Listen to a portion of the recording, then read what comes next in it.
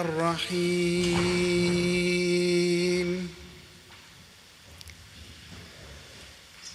الحمد لله رب العالمين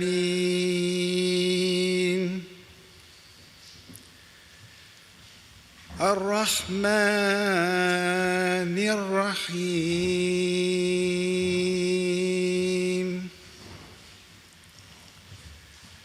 مالك يوم الدين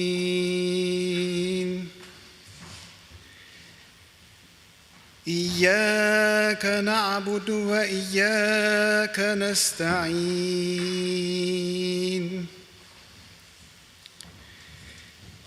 اهدنا الصراط المستقيم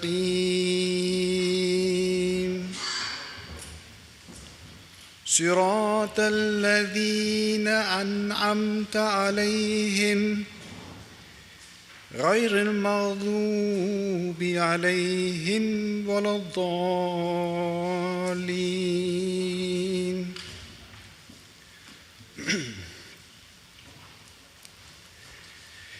In the name of Allah, the Gracious, the Merciful.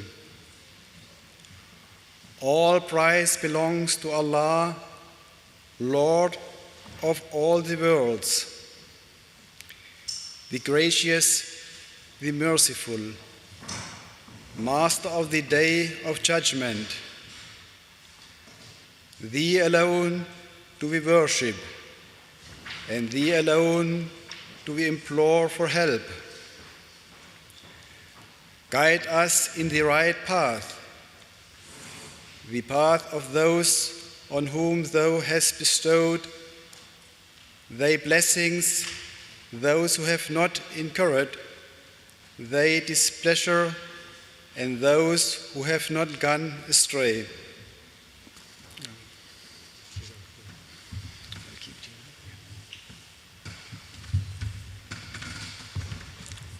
And next I would like to invite Imran Khalid Saab to please come and do some housekeeping.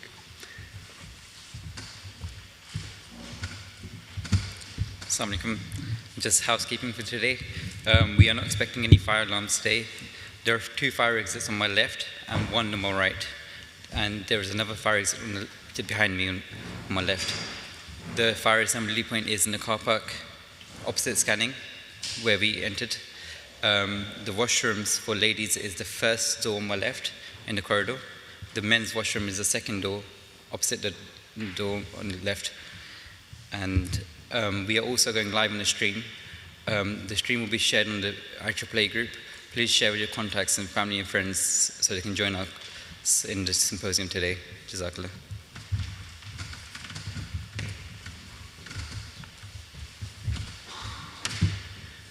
Okay, as we commence our first part of the session this morning, I will now ask Mr. Mudassir Ahmed to come and address the audience. Mudassir today will be talking about resilience through agrivoltaics, alternative energy with sustainable agriculture. Welcome, Mudassir Saab.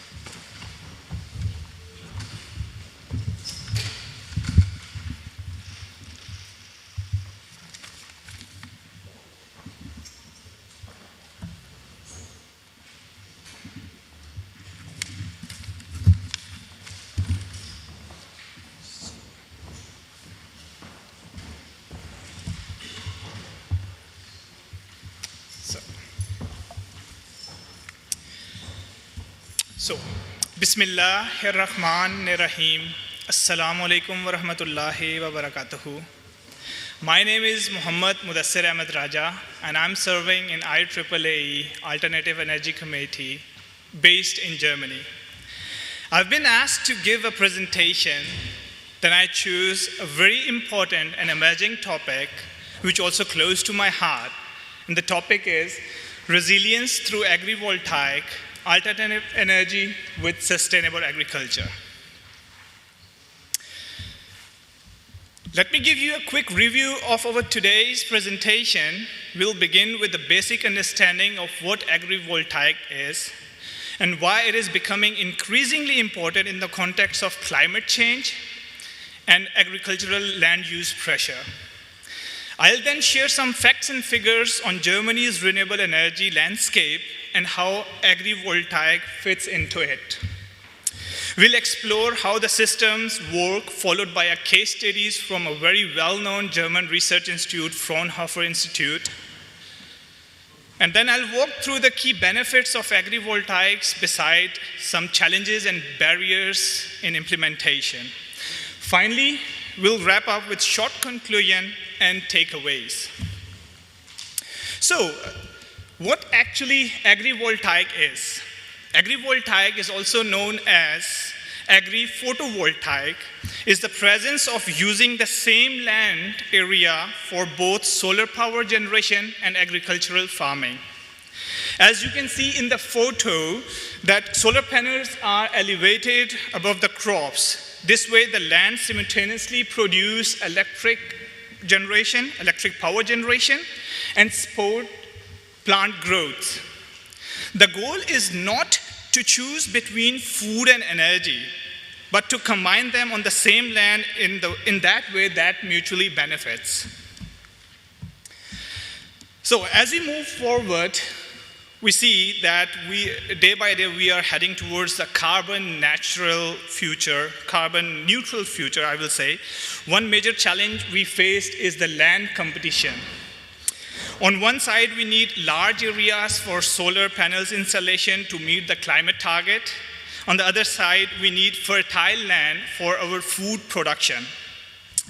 These images shows that vast field covered in solar panels. The right photo is a picture of Hungary solar panels, and the left one belongs to the USA solar panels, which effectively produce clean energy, I will say that. But this land is not useful for any agricultural farming. So the question is, how we do the balance, how we can balance it, what to do actually, without sacrificing one on other. That is where agrivoltaics come, to give a solution with a model where we can say that we can use as a dual model from the same land and produce the same or maximum amount of energy. One more challenge, or I will say that why we need the agrivoltaic, is the climate change is stressing day by day in agriculture. Rising temperature, rainfalls, and rainfall shifts actually. We see that in Africa that is occasionally happen.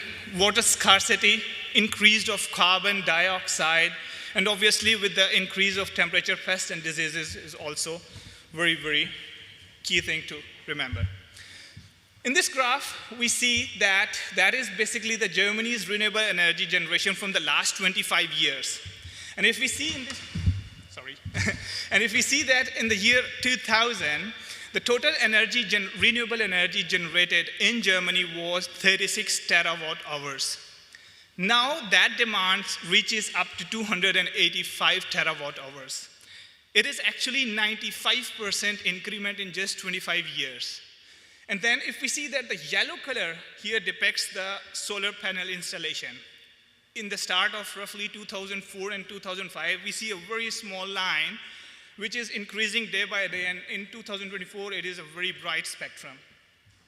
On the right side of the graph, I will say that it is the total amount of energy which is produced in Germany, out of which 57.6% is generated from renewable energies. Obviously, renewable energies include biogas, hydropower, solar installation, and other forms of energy.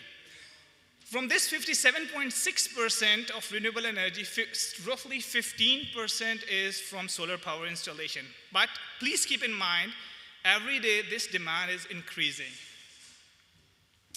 So then the next question is, how agrivoltaic system works actually. I would say spacing, if you see in these pictures, spacing is adjusted to match the needs of the crops. Refer to the strategic arrangement of solar panels in a way that optimally supports crop growth beneath or around them. This means the distance between the solar panels is customized based on following points: sunlight requirements and sunlight penetration, which is important for photosynthesis process. Then access of farming equipment like tractor, harvesters, and other machineries, and also the planning for irrigation systems. Then the third and important point is airflow and moisture needs to prevent the plant diseases as well. One more principle which we can also implement is the maximum power point tracking. Okay, what is it actually? It means that to get maximum amount of energy generated with solar system by implementing the solar power tracking.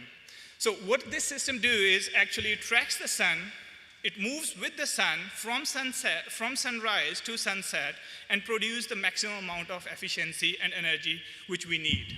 That is also one of the solutions how that system should work. Then there is a case study from a very well-known and well-reputed research institute, Fraunhofer Institute in Germany, in which researchers grew wheat, potatoes, and celery under solar panels. The result was slightly lower yield in some cases. We believe that it could be happen, but higher income overall because of energy sales and reduced drought stress. In this table of left side, from viewer point of view, I will say these are the crops which are sustainable under agrivoltaic system. And on the right side of the table, these are the crops which are less sustainable, which need more resources, sunlight, and all the stuff. That's why they are less sustainable to agrivoltaic system. But at the end, what we need is more productivity from the same land. So if we talk about the key benefits, then I will say that dual use of land combining solar energy produced with agriculture, increase of efficiency from the same land is roughly around 70%. That here in the table you can see that if we use the land for single purpose, our efficiency may be 100%. But if we use in a dual type solution, then the efficiency goes up to 170%. Obviously, when the efficiency or land productivity increases, then it will generate more value. With the more value, we will have financial and environmental benefits as well. Income from both agriculture and solar power energy. Similarly, stability against market fluctuation. And on the top of that, promotion to promote the clean energy supports biodiversity and reduced carbon footprints. Then, improve crop resilience. That is also a key benefit. Solar panels provide shades, reducing heat stress on crops and creating a more stable microclimate. This helps crops in extreme weather and condition. Agrivoltaic systems can protect crops from wind damage and reduce evaporation leading to the healthier and more resilient plants. Agrivoltaic minimize the evaporation and water can be stored. Afterward, we can use this water in irrigation by the way of dripping the water. Dripping is also one of the most effective way of watering the plants or crops. Beside these key benefits, we do have some constraints, we do have some challenges and barriers. Agrivoltaic need high initial cost and efficiency planning, at least up to 20 years maybe, because it demands a high cost. That is a very big barrier. Lack of financial incentives is also seen in adaptation of agrivoltaics. If we talk about the technical challenges, wind load, which are vulnerable to it, and interface of the crops with different crops is also sometimes very challenging. As I showed in the previous slide, that some crops are sustainable and some are not sustainable. So we have to decide, we have to plan accordingly. And then government rules and regulation play a key role, and sometimes they are not in the favor of it as it should be. Last but not the least, social acceptance and lack of awareness about the feasibility among farmers and stakeholders. So, in conclusion, I will say that this AI-generated picture depicts a clear impression of agrivoltaics whole system where energy is produced with the solar panels, and beneath that, we can say that the roof of the solar panels, crops are growing, and also water is collected for irrigation purpose, for drinking water, and water for animals. So in conclusion, I will say that agrivoltaic is a sustainable solution to enhance agricultural productivity, conserve water, and produce renewable energy, contributing to a resilient and sustainable future. I thank you all for your attention. If you have any question, please feel free. Thank you very much for that, Mudassir, for that wonderful presentation. Once again, you know, we see how within this project you've got the effective use of land, both for crops and for energy. Now, we all know when we look at the importance of the food, water, and energy nexus, and I guess once again our friends from Germany, known for their efficiency, are leading the way in coming up with an efficient model. Now, they've managed to extend both the benefits from an energy perspective, from a dual revenue perspective, looking at the current challenges across the globe, not only from a climate perspective, but now also with the potential varying levels of degree of geopolitical and trade challenges we also have. So this is a wonderful opportunity and a model to show how both the security of food and energy can be managed in terms of its risks. Now I'd love to open the floor to any questions. Mr. Gessler.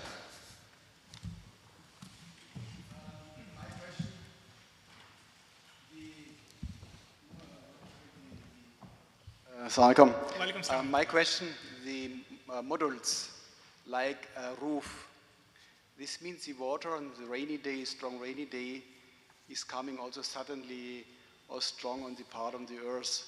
Or maybe it is coming not exactly to the plants. What is the solution this way? The solution is that to arrange the solar panels in such a way that we can also utilize that water. Rainy system? Yes, yeah. Actually, we have to plan in this way that all the water should be in a reservoir. We can save somewhere in the tanks, and that water can also be later on used in the crops and agricultural purpose. Like roofs? Yeah, light roofs, yeah. And that's what I also mentioned in my slide is that... I admit that I maybe didn't hear it exactly. Sorry?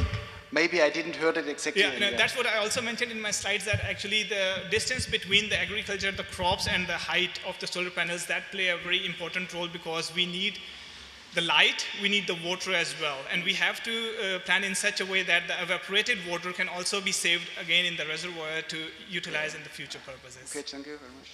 Thank you.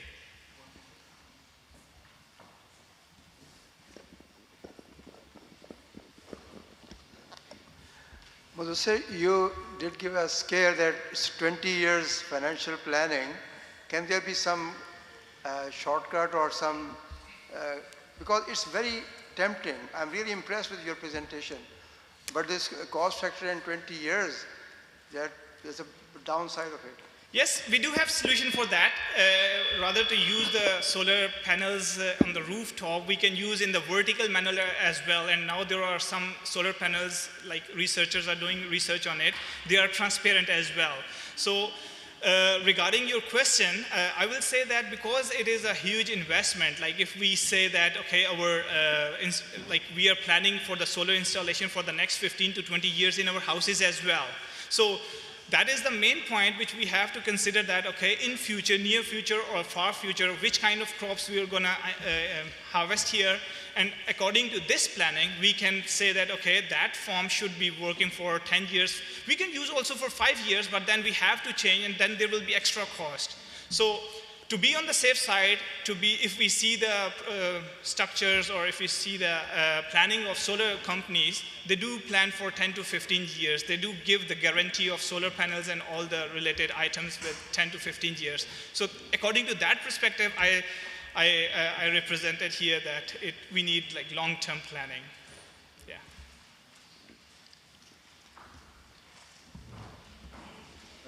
Jazakallah. Lovely presentation. However, I got a question. In order to maximize solar generation, you need to keep the panels closer, but then that reduces the sunlight to your plants. And in order to maximize growth, you need to separate your solar panels. So in fact, you've got contradictory drivers. You won't, by this arrangement, also your panels are not optimized for maximum solar collection. Are you not defeating yourself by having contradictory targets, either trying to grow the plants or maximizing solar collection and electric generation, but you're ending up with achieving neither to its optimum performance? What's your viewpoint on that?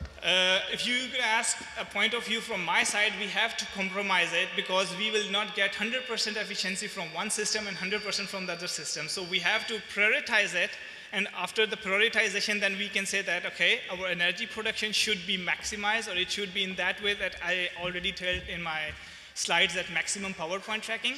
But in this case, I will say that energy will be produced more efficiently, but then we have a little bit compromise on the crops. So I will say it is always compromising situation, but the aim or the target is to increase the productivity, and that's the solution. That is till now, that is the only solution. But later on, a lot of countries are working on solar panels, that how to improve. There are some solar panels I also, during the research, they are just like greenhouse lighting effect. They are in this direction they are heading towards. Maybe there will be in future, there will be a time that we're gonna get 100% from both of the systems. Till now, but 170%, I believe that is also quite smart and handsome percentage of the productivity. Okay, good luck. Thank you very much. Just before we move on to the next question here on the men's side, I think it's important to both recognize and celebrate that we, mashallah, by the grace of Allah, have a fantastic team of lady engineers and architects and specialists also working. So I just humbly request, are there any questions from the ladies' side? Assalamu alaikum. Wa alaikum salam. So I just have one question. I know you talked about crops, which is quite important in this infrastructure. Have you considered animals? Sorry? Yeah, sure. The thing is, basically, there are some constraints, but why I choose that topic, after the Russia and Ukraine war, we were totally we in Germany, we were totally independent regarding our power sector and so on. And then I saw a lot of agricultural land is being used for solar panel installation. Okay, they do have advantages, I will say, but if you ask for the animals perspective, yes, we can use, here I was focusing about agricultural land just for the plantation purpose and energy production. But later on you can use in multiple ways as well. Like you can build up like animal sheds or something like that. Yeah, it is possible, yeah. Okay, I think we'll just offer the ladies, we have time to take one more question, if anybody else has a question. Assalamu alaikum. Just a follow-up question from there. So I've seen this structure used for animals like poultry farming. Can you hear me? Yeah, I can hear you. So in that system, you could have both crops where the animal would get its feed and you could keep livestock. So in this situation, you wouldn't need to have a very fertile land and you wouldn't need to waste a fertile land. True. If the land is barren, for example, and if the environment suits to our, for the animals or birds or any sort of things, then the main purpose is to use the land in dual way. So that is if you're gonna ask me, then I will say if the land is fertile and we need both of the things, then agriculture and solar energy. If the land is barren or is not that much fertile, then I will say that in using that land for animal sheds or something like that with solar or solar power generation is more feasible. Thank you very much. Very conscious of time, and we do have quite a packed day ahead of us. Mudassir, once again, I'd love to thank you for your wonderful presentation. There's a lot of work and research that's gone on behind this, and it's a most interesting comment. I thank you all. Thank you very much. Thank you very much. Okay, next we will now move on to the second speaker of the day, and I'd like to welcome to the stage Mr. Nadeem Ahmed, who is going to be talking about the challenges of water for island nations. Thank you, Nadeem.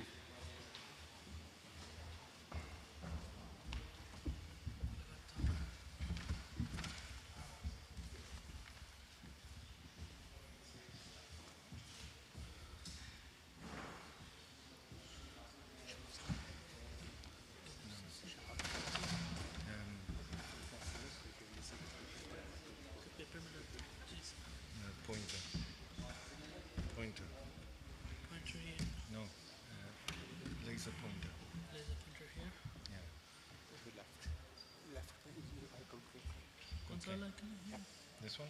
Yeah. Click the pointer. Okay, let me start again. Go back. One more. All right. Assalamu alaikum. My name is Nadeem Ahmed. I'm a process engineer and seem to have a speciality in water.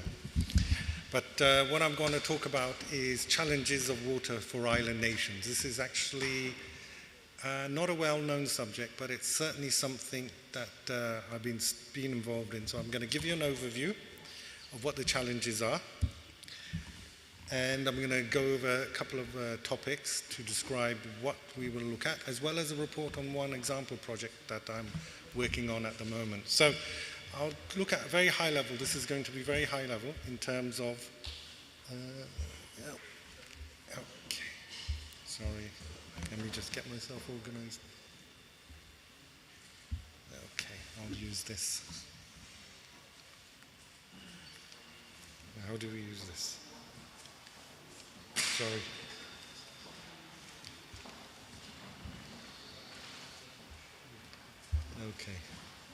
Okay.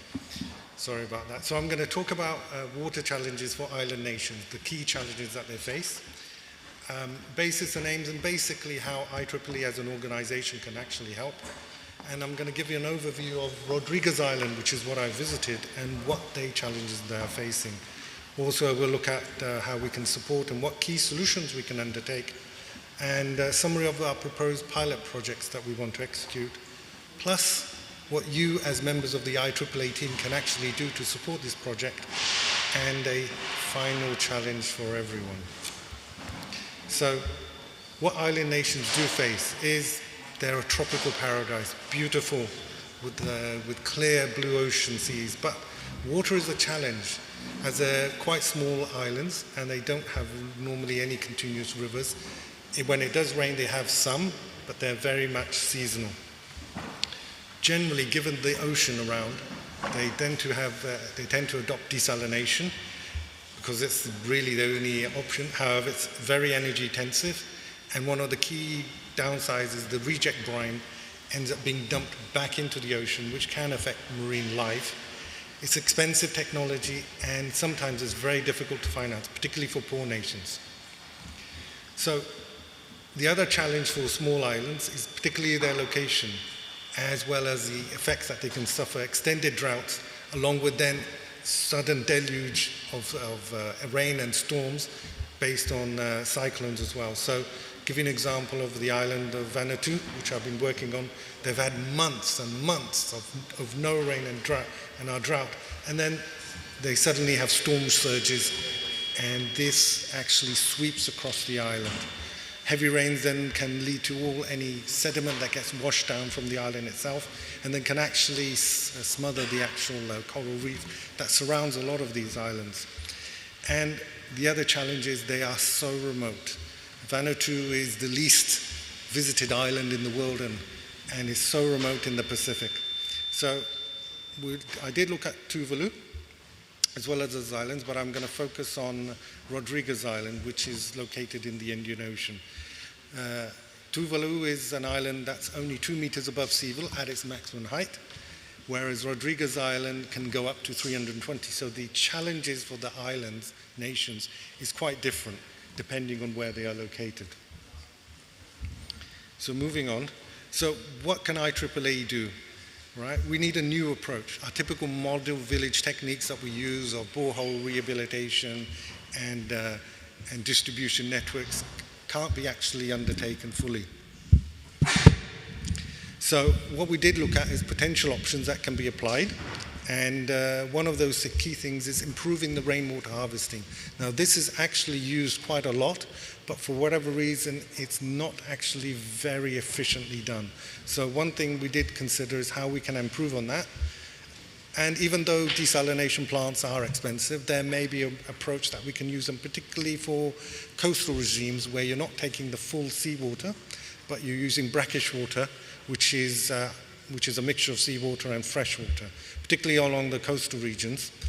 Some islands, and I'll talk about this on Rodriguez, actually has groundwater aquifers, and we try to use that in a sustainable method without leading to seawater ingress.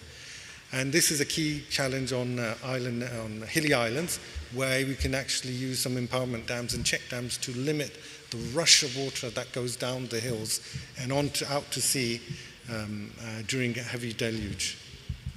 So I visited Rodriguez Island. So this was at the request of the local commissioner, Mrs. Maria Christian Agatha, who requested her zoo to help them with this with their water system. So where is Rodriguez? So if I may show you, this is Madagascar, Mauritius is here. Rodriguez, a tiny island, 10 kilometers long and 4 kilometers wide, almost like a pinprick in the Indian Ocean. You go north, you hit Pakistan, you go south, you hit the Antarctic. There is nothing else in between. So even though it's a reasonably developed island, they have desalination plants, they have dams, they have storage reservoirs, they have a distribution network, but they still have key issues.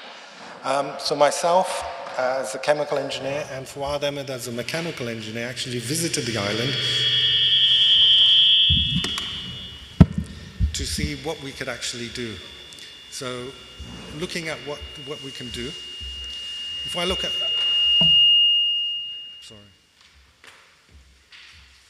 if we look at what the island looks like,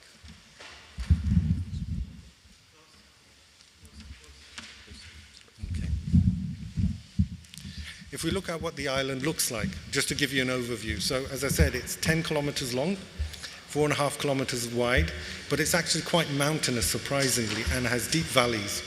The main island capital is this area called Port Maturin. The airport is located to the west, and prevailing winds are from east to west. And as you can see, the island is surrounded by a beautiful, beautiful coral reefs. So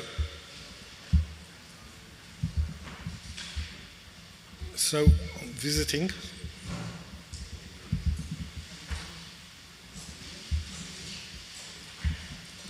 So when visiting, they actually have good infrastructure, but the key challenge was that they have actually poor maintenance on the island. So if you look at the distribution network, literally the pipes are just dumped on the ground. They have maintenance issues around some of their pumps. This is a filtration plant that was taking water from their main dam. It was leaking 100 cubic meters per day. Now, if you were to replace that with desalinated water at 90 rupees, Mauritian rupees per litre, 100 cubic meters a day of lost water is equivalent to 9 million Mauritian rupees, which is at 60 Mauritian rupees to the pound is 156,000 pounds of lost water every day, 365 days a year. But for whatever reason, the local government doesn't seem to manage to see that.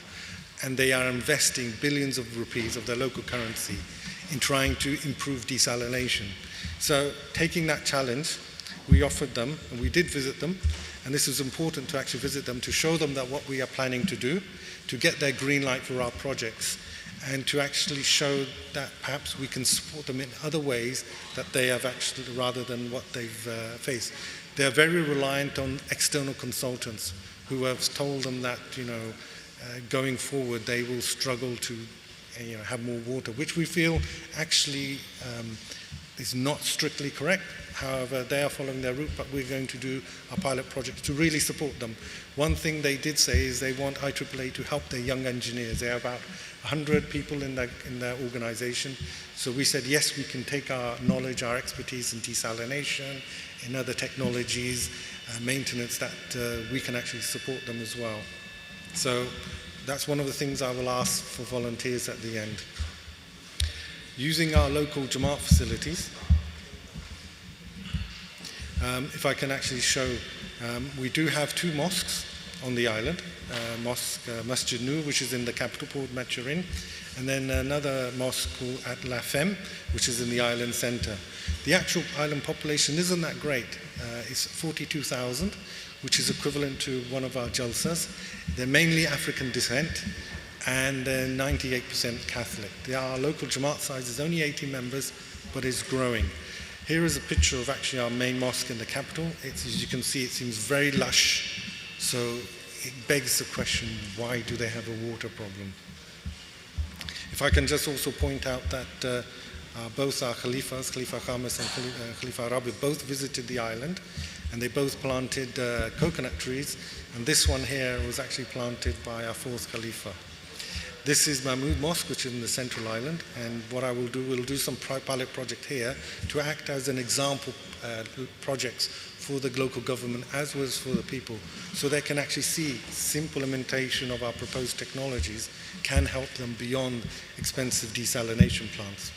So what are we looking? So we need to enhance their rainwater harvesting.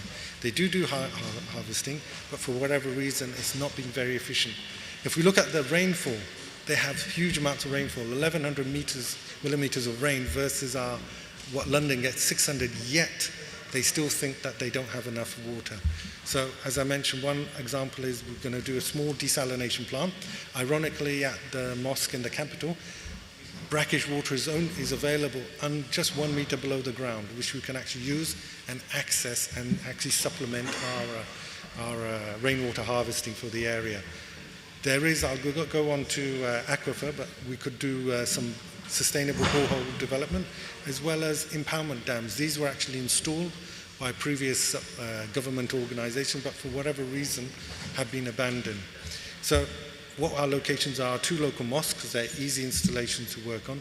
We did find some local MD families in these 2 areas who are actually suffering and lack water, so what can we do to help them? One of our community members found a surface water, so there we can implement a small borehole system, and then we can look at improving our impoundment dams, regeneration, to actually support and be an example to the local government. Looking at the island and rainfall, you can see where most of the rainfall is. Prevailing winds are from east to west. This has been the capital, and the airport is in this location. You can see it's substantial rain. So it begs the question, why are they suffering water problems? They should be inundated with water.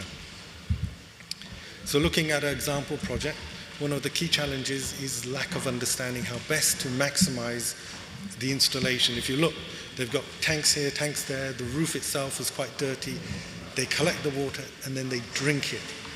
And it's quite challenging to think that how can you drink this water? There's seems to be a desire to, or an understanding of why we need to actually keep the roofs clean, how we mitigate and manage the water to be clean. So this picture is actually above our mosque area itself, and all that water, plus this guest house, all that water is collected into this tank here, which is only 6 cubic meters. There is a separate underground tank under the car park, which is about 16,000 litres. So what I plan is let's increase the storage area and getting up to 32,000 litres, which seems quite a lot. Can we really capture that rain? And the assessment at the moment is yes, and even more, but most of it's lost. One of the other challenges I found is the plumbing is not that great. You use small bore pipe everywhere, pressure losses, then they put huge pumps, and it all misbalances. So one of the things is just to improve that plumbing. And as I said, in the corner, which is over here, there is this little hand-dug well, which doesn't seem to be too much, but actually is actually quite productive. We actually did test it, and we could withdraw up to 600 litres over 5 minutes.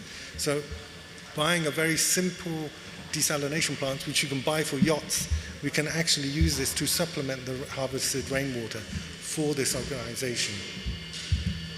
So what would it actually look like?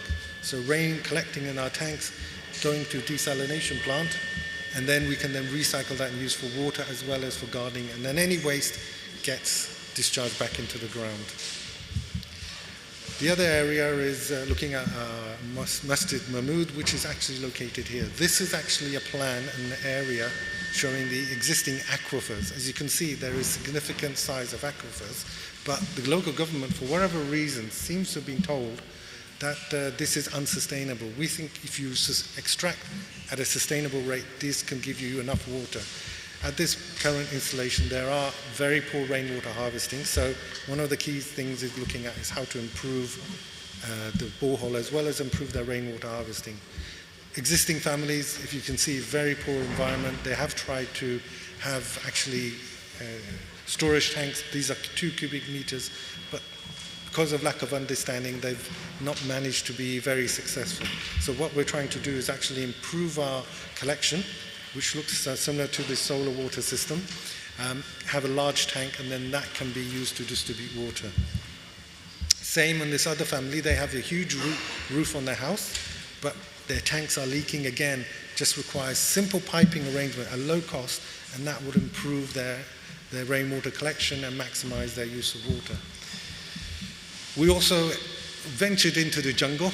I actually got bitten by a couple of flies, but we did find our local, one of our members pointed out that actually they've hand-dug wells, and they've actually found water that comes close to the surface in this area called Supie.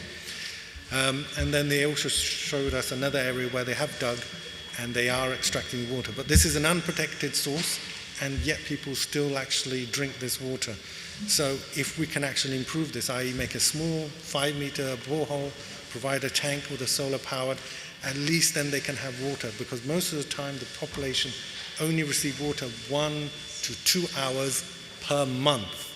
Imagine you have to use and live when water only comes 1 or 2 hours a month. You can't survive, yet somehow they manage to do.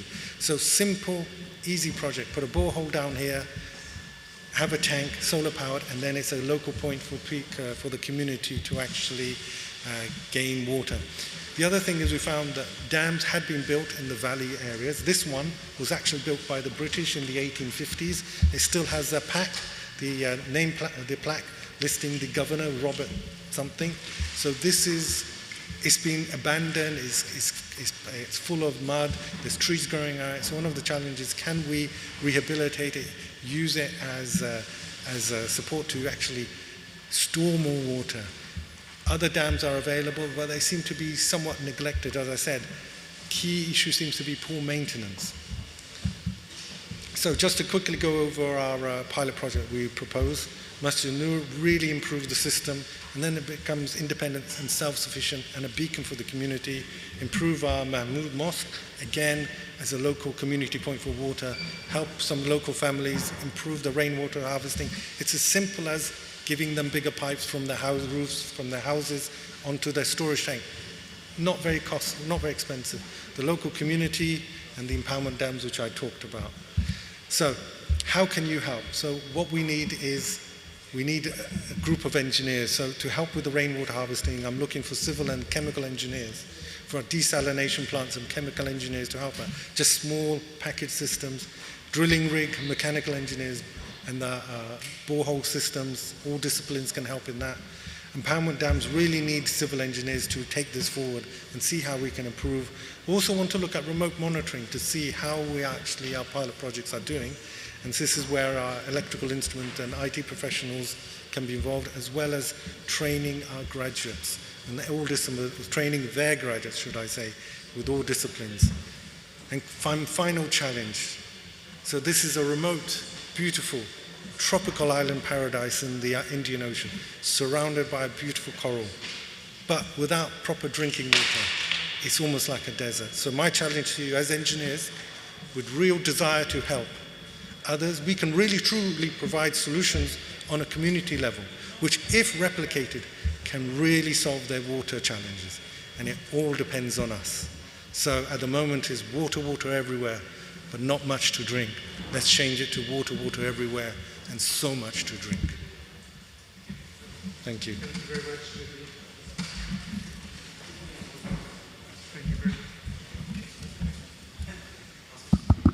Thank you very much for that, Nadeem.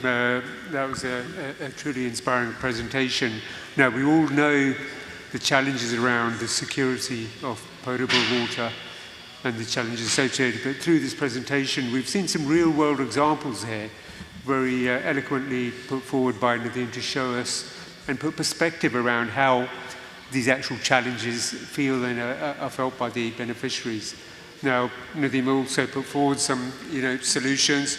And then also, importantly, touched upon not only the challenges around the supply side, but around some of the commercial and funding constraints, which can almost act as barriers in the way. Now, in the interest of time, I know we're running a little bit tightly on the schedule. I would welcome questions. We'll take one each, one from the men's side and one from the ladies' side.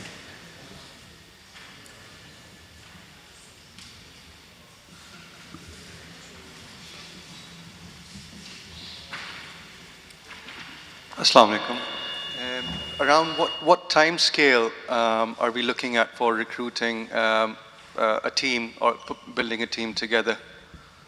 So looking to actually assemble a team shortly soon. The intention is around September and October we travel and we actually implement these. So the timescale, project timescale is quite tight. Therefore the desire is to assemble the team as quickly as possible, take these ideas and forward and actually implement them.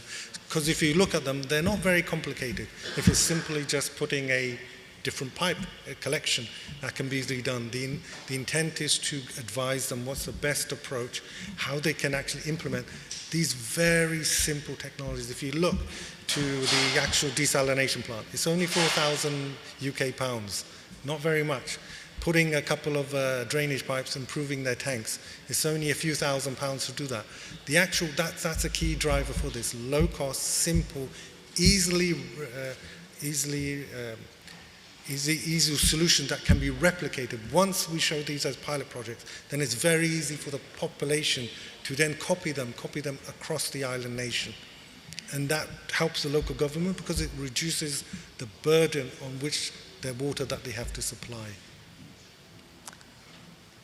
Thank you. Do we have any questions from the ladies' side? Assalamu alaikum. Walaikum salam. I wanted to ask about the logistics challenges as well, because you will be, obviously, you're not getting these items from Tuvalu, you're importing them from other places, and I can understand that can be a challenge. There is another system, and I wanted to hear your thoughts on that, about worker towers. So they're supposed to be towers that use evaporation, and that could be another alternative, and I've heard they have been using them in parts of Ethiopia. Okay, I've not heard that. I'd like to get more information from you, absolutely, yes. Whatever simple technology we can implement should help in helping these people. So I'll be interested in other solutions as well. This is what we've actually come up with. So if you want to be involved, so Fuad, if you can stand up. He visited Rodriguez, so if you want to be part of our team, if you can talk to him, and he'll take your names and we'll organize the project teams to take this project forward. They are simple, small, easy projects to do, but once taken forward, once demonstrated, they can then be replicated everywhere. Now, this is only on islands, but once we are successful, we'll then look at where else in the world they can be implemented. So any new ideas are always welcome. Thank you very much. Okay. Thank you very much for that, Nadeem. One thing I would like to highlight, and please do note, all of our speakers are here, so throughout the day, in addition to, although the time may be very limited with regards to question and answer during the sessions, but they are all around today, so please do feel to reach out to them as well for additional value. Thank you, Nadeem. Okay. Without further ado, I will now humbly request Mr. Umar Bashir to please address the floor. And Umar today is going to be looking at MITC construction and challenges. So MITC is the Technical Vocational Training College, which was being set up in Ilaro in Nigeria. It was inaugurated last year with the view to creating training and skills for the locals, more importantly, with skill sets aligned to the local employability demands. Okay.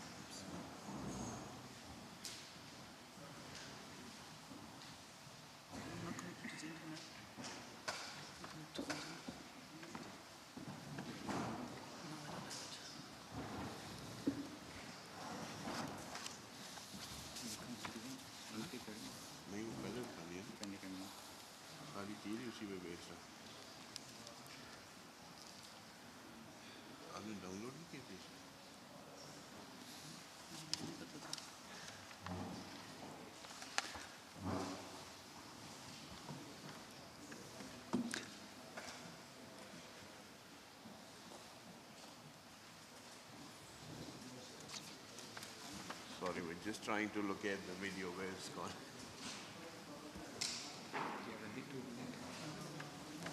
क्या चाहिए? Link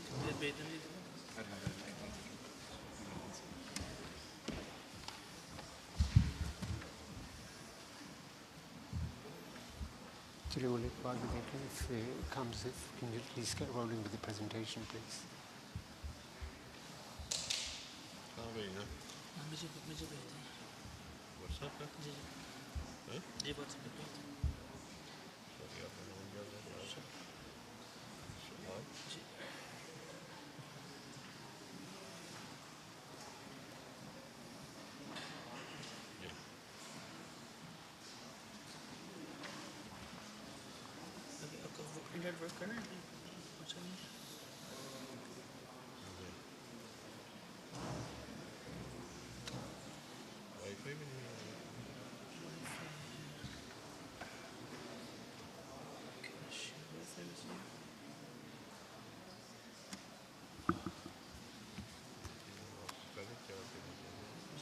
videos के साथ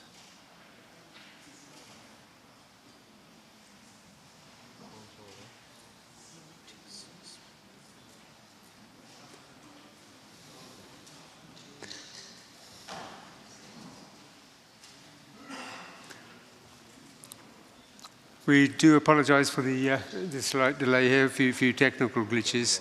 As I mentioned, just with regards to MITC being the technical vocational college, and it really aims to equip local youth in Nigeria with hands-on technical skills. The type of skill sets we're trying to teach out there, we've got stuff like construction, electrical work, plumbing, agriculture, solar solutions, and these are all fields which are much in need within the local landscape. Now, MITC was inaugurated last year in November 2025. It's taken about 2 years to do the first part of the build. And by the grace of Allah, alhamdulillah, we're at the stage now where not only is it actually recognized as a government-based qualification and training center, but more importantly, in a very short space of time from the inauguration, it is now also certified as a National Training Executive Board certification center and an assessment center as well.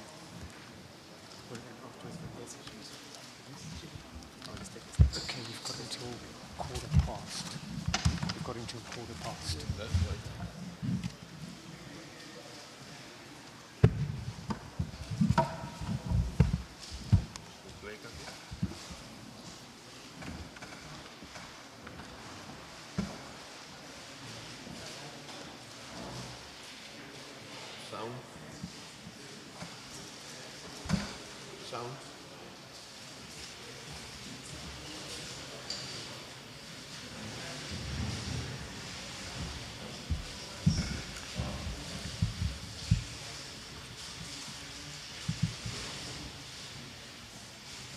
State Nigeria was officially commissioned.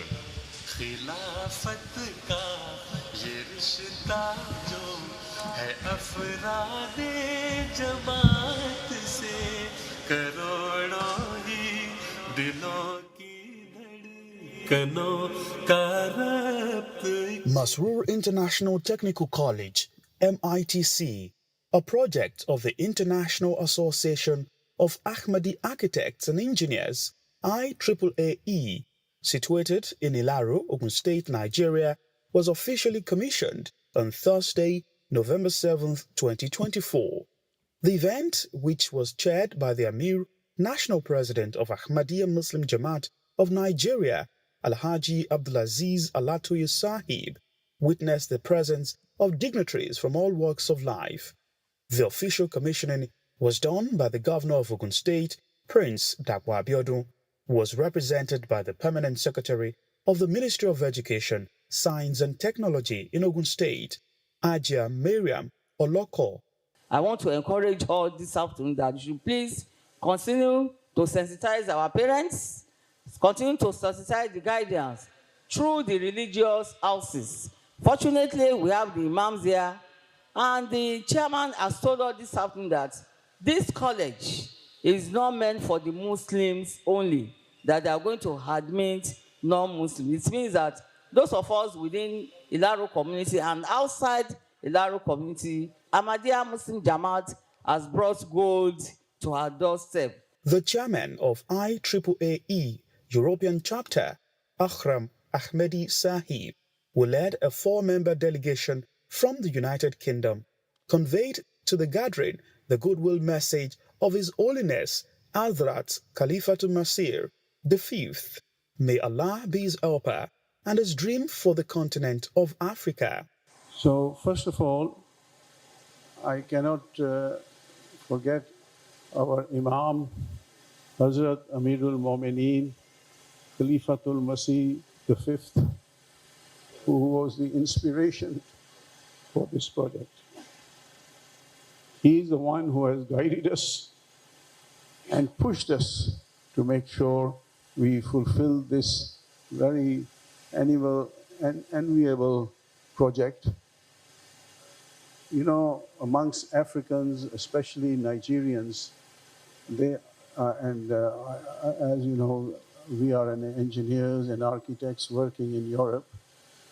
I've got many Nigerian Ahmadis, Nigerian personnel who are architects and engineers in Europe.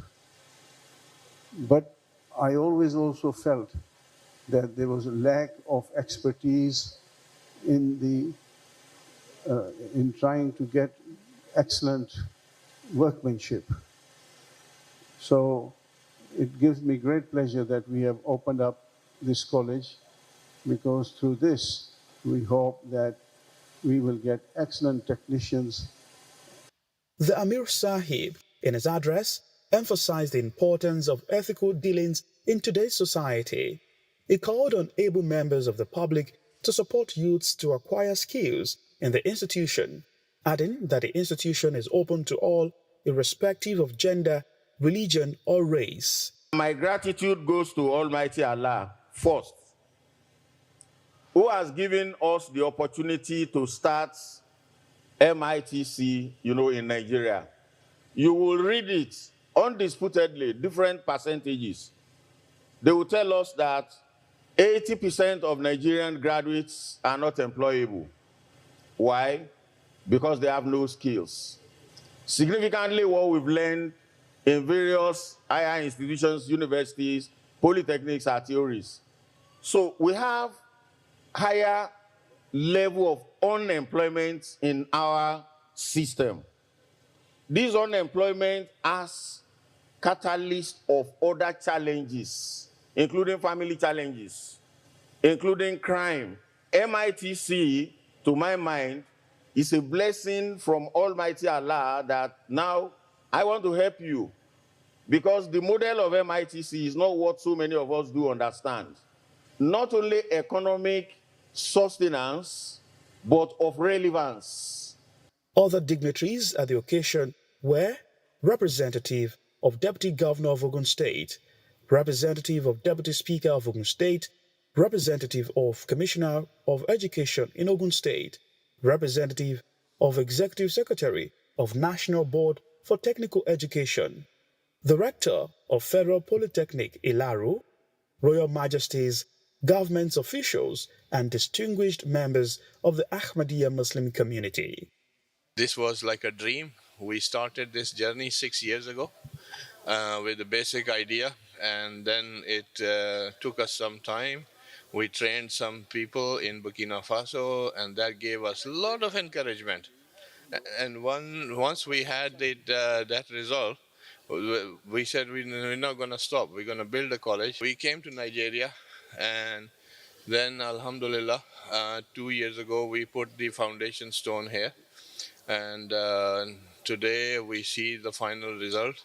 And I'm really glad that the response we have received from the officials of Ogun State and the National Board of Education is phenomenal. I'm delighted in the event of today.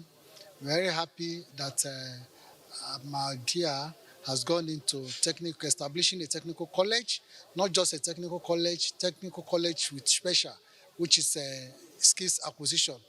And that is the current something in the world today. We have left other areas, certification and all, so we are now into skills area. Nobody is interested in the BS or PhD or masters that you have, but they want to know the skill area where you can claim to be competent and have dealings with you. It's been a great thing.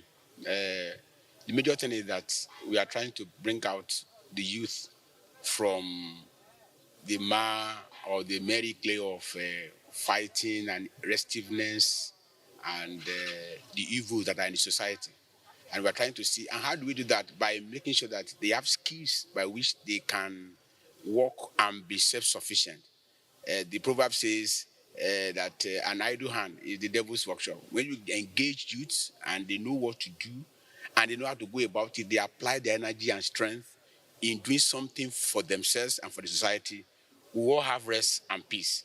MITC is equipped with state-of-the-art facilities for technical skills acquisition, with a commitment to empowering the youth and shaping unimaginable progress and brighter future for the people of Nigeria and Africa in general. Saheed Aribisala reporting for MTA Nigeria Studios.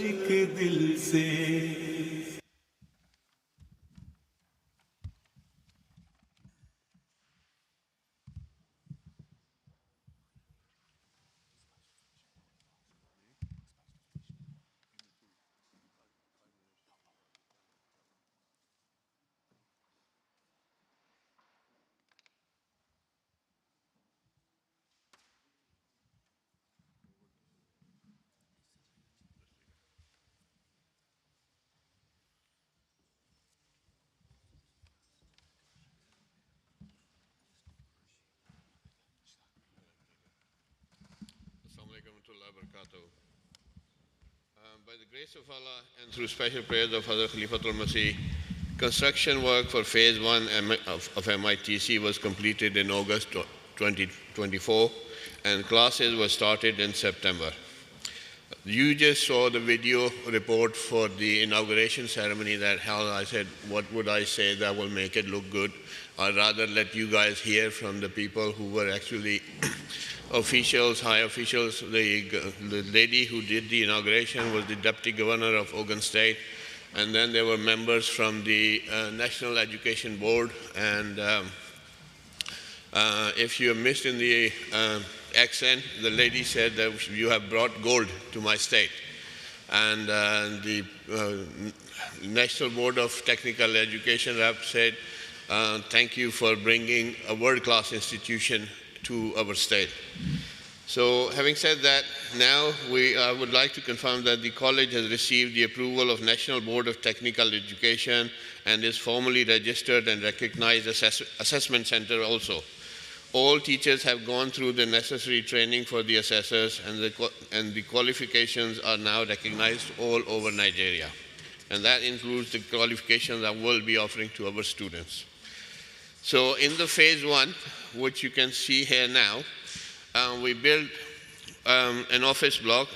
In the bigger scheme of things, that would be the cafeteria. But since we had limited funds, so what we have done is we tried to convert that one and use that as a makeshift office block. It has toilets for male and female on one side, and then the 2 buildings on the sides, which you see are the larger workshops, and the 2 buildings in the middle, they are like smaller workshop and classrooms.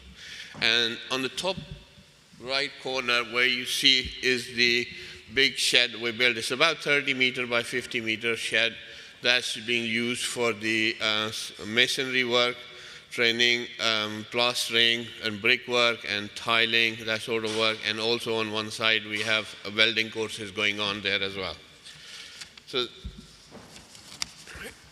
in addition, we also installed the below ground rainwater system, so the water can be taken away from the site and during the rainy season. We've done the perimeter wall, and we've done the solar system for the electricity. So we are grid free.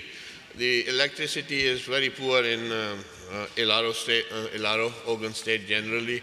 So we have a grid free solar system for the energy needs. To date, the total spend is £176,670, and that also includes £30,000 for the fixture and fittings and the tools and other learning materials we had to buy. In the first year, we are offering the following courses: electrical wiring, solar power installation maintenance, IT, hardware and software, web development and networking, plumbing and draining, design and construction works, and masonry skills like plastering, tiling, bricklaying, welding of various types.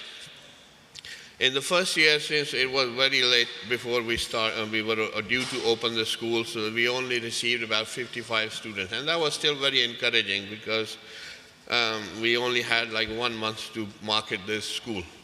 But we were well received. So hopefully in the next year, we are expecting at least 250 more students that will fill up the capacity of the current buildings that we have put together. So this is the overall plan you can see, and for the school when it's complete. And these are some buildings that you will see there. This is the office block I was talking about. These are the classrooms and the workshops. And this corner one is the big workshop. They're about 10 meter by 7 meter. The classrooms are 5 meter by 7 meters. And that's the courses view. So this is the classrooms from the inside. Now, most importantly, what we have achieved. We have basically set up a college that provide technical education on a basic skill level. What we found during our extensive travels in all over Africa, that you will find highly qualified engineers, doctors of all sorts, but where it comes down to lay down a straight wall or do the electrics, the problem is that they don't have many skilled workers. And that was the biggest gap in the market, and that's why we are trying to cover that one. So this college will cover that gap and will have serious impact for this. So all in all, our college has been very well received by all the authorities, local and federal and local community as well. The college has been granted official training provider status for the Ogun State. We are already in discussion with the government for their training needs, and we are formulating bespoke courses that this will be a steady stream for revenue generation for the school and help it make it sustainable. So in the past, when we trained young students in Burkina Faso, we gained a lot of experience from that particular exercise. We trained about 21 young students, and we understand how technical and education transformed their lives. With technical education, all of 21 students got employment or became self-employed. They gained financial stability, and outlook for their families took a 180-degree turn.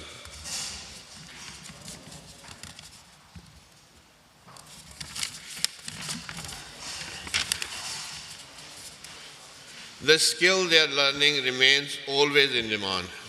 One thing we know, the population keeps growing. With the increase in population, more housing is always needed, plus the older buildings that will always require maintenance, thus providing a continuous source for employment for these young people.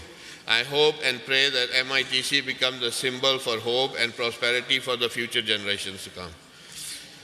Now, many colleagues of mine in IAAAE think the job is done and completed and dusted and that's it, no more. But I would like to draw the attention that we've only completed phase 1, and also this project is in its infancy and need constant support and monitoring. We have installed a full board of governors that include learned and qualified professionals to oversee everyday running of the college. But in the second year, the challenges are great. We are about to introduce another course, which is air conditioning and refrigeration course, and that is in huge demand. We need to build more classrooms and workshops for our growing needs. We also need a hostel to provide accommodation This is because of the reason that locals, they like to stay in a hostel during the term time. That's general train. We didn't pick up on that, but we're making arrangements for that. So overall costs for phase 2, we are expecting to be around 250,000 pounds. And I pray that may Allah grant us the strength and ability to deliver as per the desires and wishes of our beloved Khalifa. Please pray for MITC, myself, and donate generously towards MITC. Jazakallah. Thank you very much. Thank you very much for that, Mr. Umar Bashir.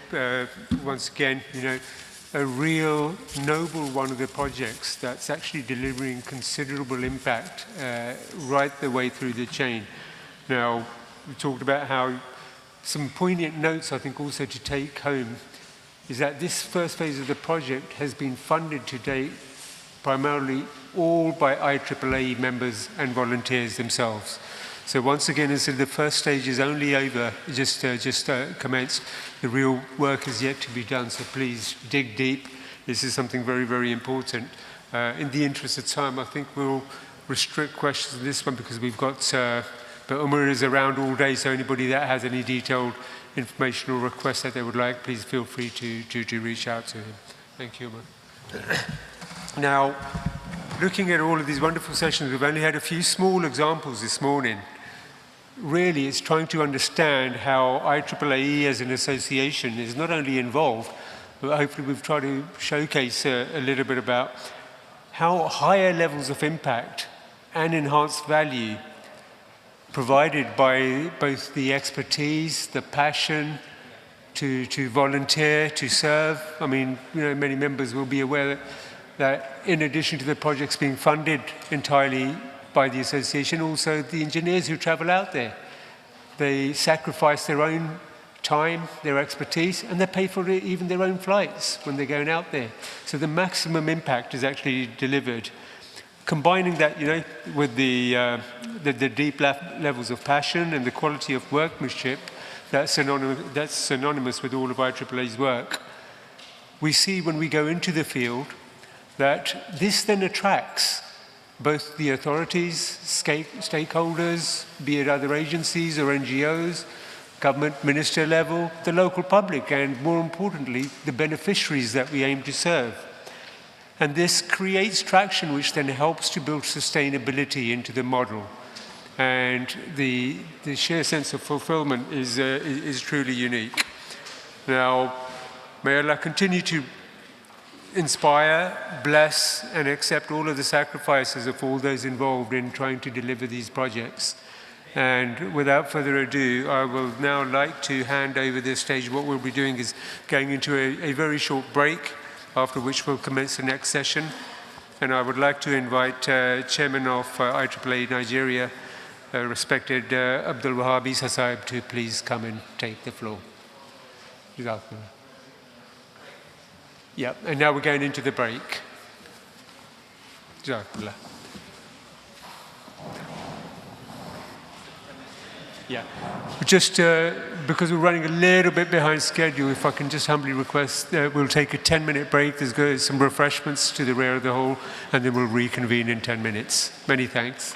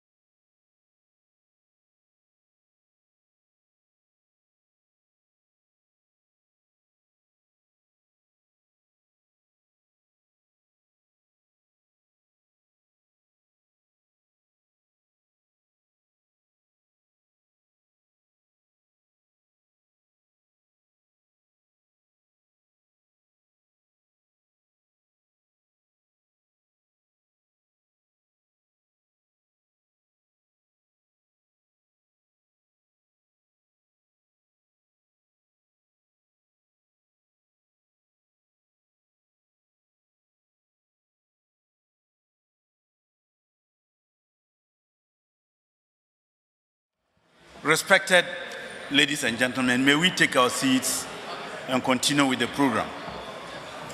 Please, may we take our seats and continue with the program. We are already running out of time.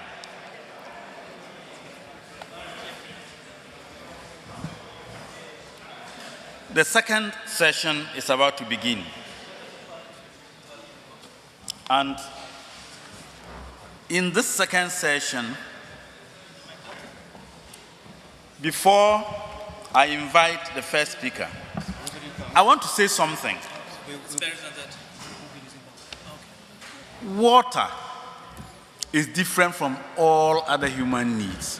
Whatever the challenges of mankind are, they are always a bit manageable.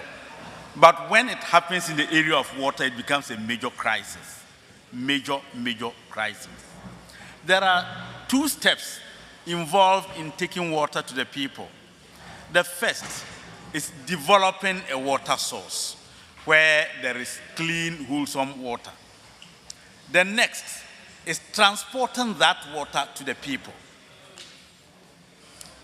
To help us this morning to understand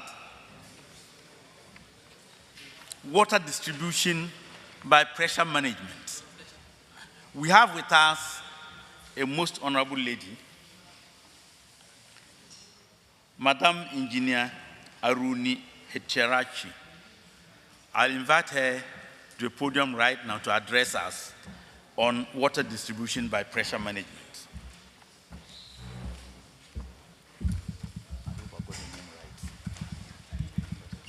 Thank you.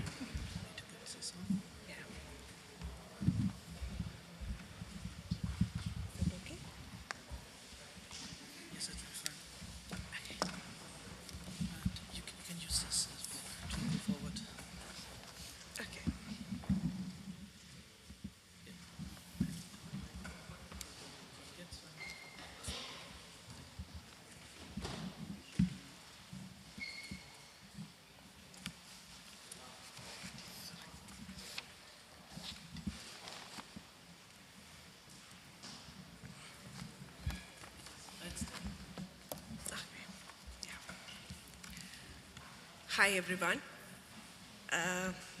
My name is Saruni Hettiarachi, and I'm Sri Lankan nationality. Currently working as a project engineer at RPS Tetra Tech Group. This is a bit of myself. And today I'll be speaking about pressure management in water distribution networks and how this technical intervention supports broader goals of resilience and sustainability, particularly in the context of urban infrastructure challenges.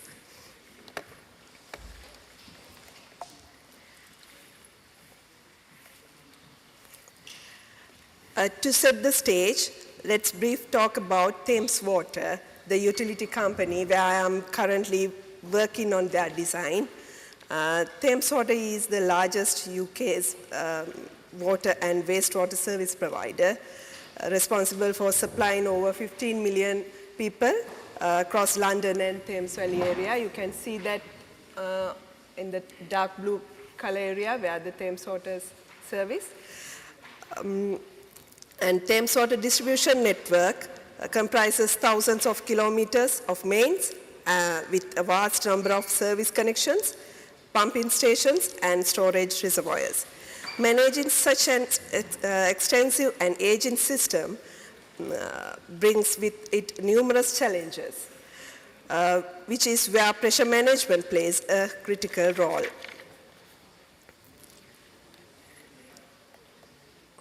Why do we need pressure management? So why focus on pressure management? It is just about reducing water loss. Yes, that is, though that is a major benefit, but it also about maintaining system stability, minimizing risk of pipe burst, and ensuring water to the all reaches all customers equitably. With increasing stress on infrastructure, pressure management becomes a key element of resilient water supply system.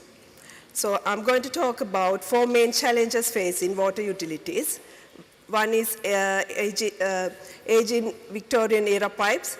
Most of the pipes network is over 100 years old and not designed for current pressures and usage levels. Population growth and urbanization.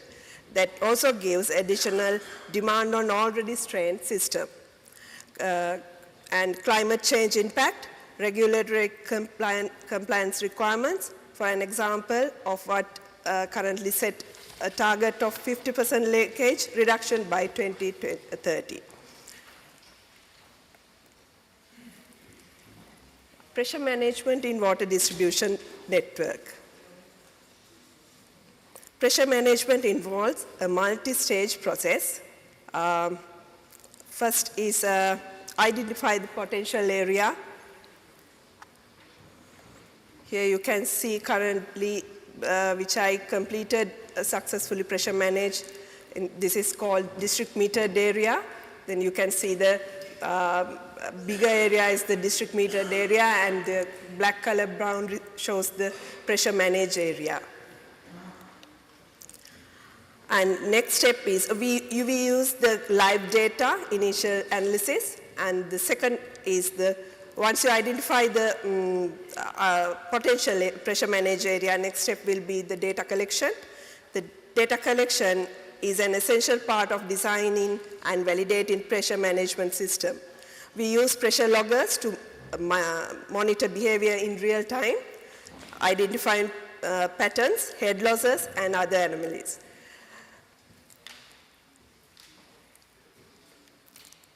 We estimate potential savings after that. Once we identify the area, once we collect the data with the live data and everything, we estimate the potential savings, both water and cost. Next, come to the PRV sizing. PRV means pressure reducing valve. You can see the red color figure, that is pressure reducing valve. We use CalVal 9001. And the detailed hydraulic modeling and proving we are doing, if there is any restriction we found during the data collection, then what we do is we remove all the restrictions before we pressure manage implementation.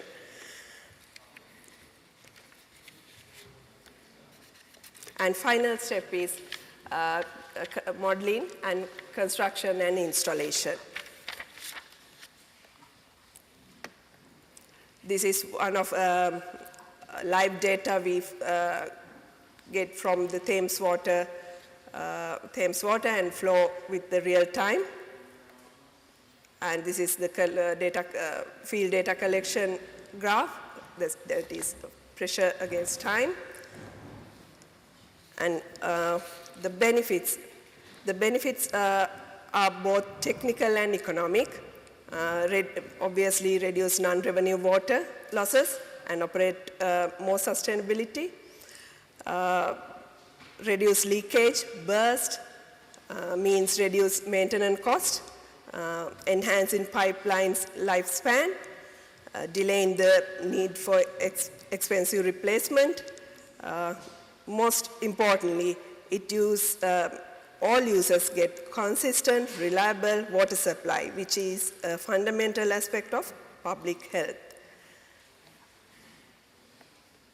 As engineers, we often focus on solving technical problems, estimate of savings, optimizing network performance, preventing system failures. But today, I hope I have shown when we manage pressure in water network system effectively, we are doing something far more significant.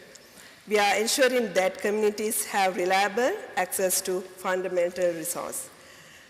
So this is how engineering contributes to the more peaceful world.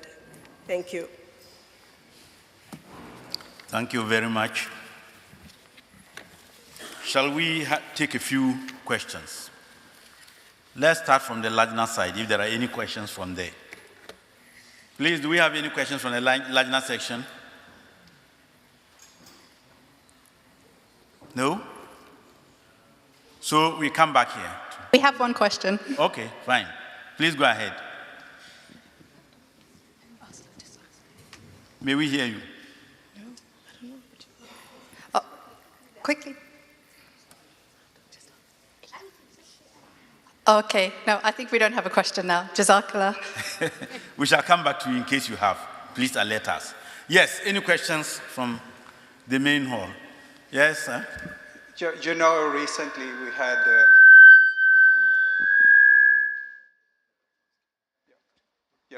we had issues like power failure in Spain and Portugal, and cyber attacks within UK.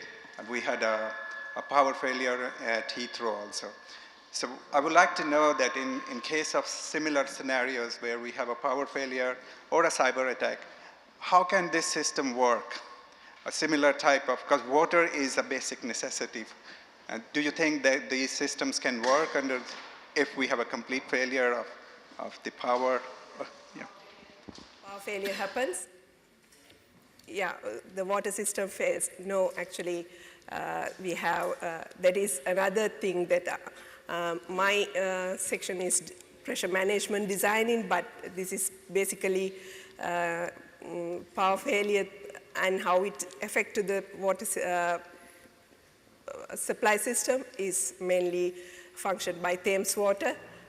Yeah, this is, we are doing their design only, but they have, as I know, they have the system like automated systems to address that for power failures.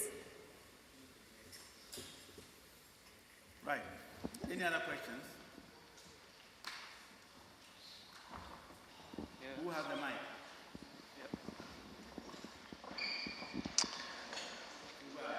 Okay, thank you. Just a question on, I see you're using a clay valve for as a mechanical pressure measurement device.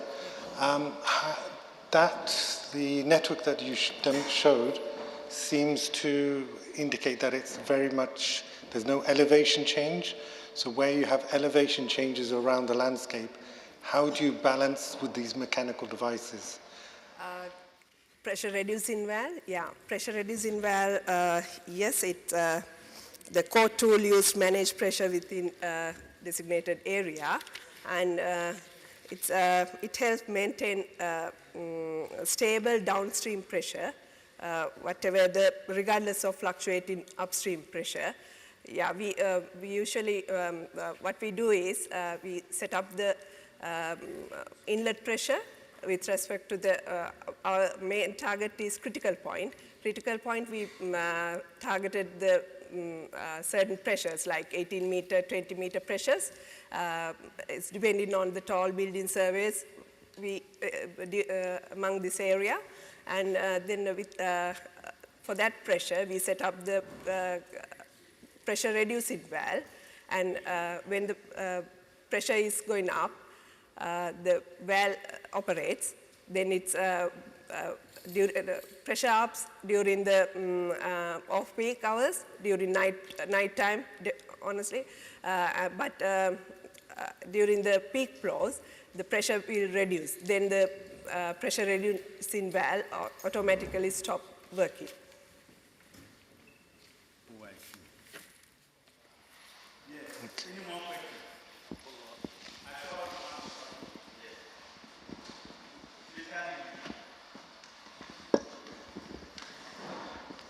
So thank you for your information. If I'm not wrong, like you're more focusing towards the pressure, water distribution with low pressure, right? Water distribution in high pressure area. In high pressure area, like you're gonna maintain. Reduce the pressure, where we reduce the pressure to reduce the leakage. Okay. So if I may ask that by reducing the pressure, isn't it any sort of risk for water contamination? How can you cope up with it? Yeah, for that water contamination in pipelines, yeah, we do as you know, maybe you're aware of the water supply things, right? So we usually keep the certain flow not to contaminate and not to settle in the water pipelines.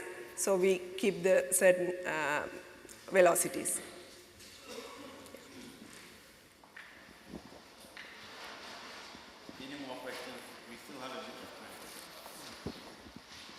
Just to go back to your earlier answer, if in the area that you're regulating, suppose you have a tall building that needs 18 meters pressure, as you said, then you have a bungalow at the base of that building, that 18-meter pressure will be too high for it.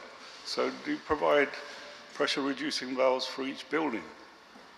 An 18-meter, 18-bar pressure would burst a lot of normal household pipework. How do you manage the difference in topography within that area? We manage minimum of 18 meter or 20 meter sometimes in the critical points. That means the highest elevated points. How do you reduce it for the lower points, for which the pressure would be too high? That actually, when we we do the. We don't select the area to pressure manage. Two different lower elevation and high elevation. Let's say, for an example, 50 and 100. We don't choose that type of area to pressure manage. So roughly 20-meter difference in low and high elevation area. That's still 20-bar difference. That's huge for a residential household. Anyway. Yes, so back to the ladies' section. Do you have any question? Otherwise, we take the last question from here, and then we move on. Assalamu alaikum. Alaikum salam wa rahmatullah. We wanted to ask, how can we use the technology that we have here about draining systems in developing countries where they have no technology, and in countries that we can develop these draining issues there? Very beautiful question. Could you please repeat it again, please? How can we use the draining system, the system that we use here to detect leakage and the water pressure in pipes? How can we use that in developing countries where they don't have that kind of technology? How can we take that technology there, or what can we do to improve their draining systems? Yeah, developing countries like, as I said, I'm a Sri Lankan, and Sri Lanka also a developing country. So when we design the distribution network, so we use pressure reducing valve to reduce the pressure, and that reduce the leakage, that prevents the cuts, as I explained. So in short, in the developing world, if they have these challenges, like my country has, it's very common to see pipe bursts, treated water going waste, etc.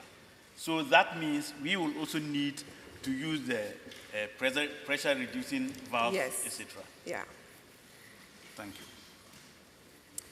Yes, so I said I was taking the last question from the Lajna section. So sorry, I will stay you there. Okay. Now Madam, we are so grateful to you. Thank you so much.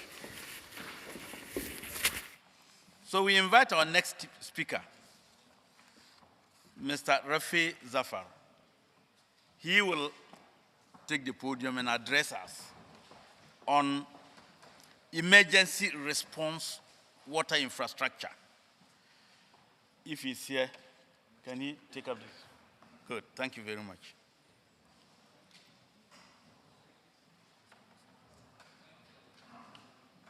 Okay. Dear respected session chairman. Yes. And ladies and gentlemen. Assalamu alaikum wa rahmatullahi wa barakatuh. Wa alaikum salam wa rahmatullahi wa barakatuh. My name is Rafi Zafar. I'm for the Water for Life, serving as a senior water systems engineer. And professionally, I work as a mechanical lead for data center projects.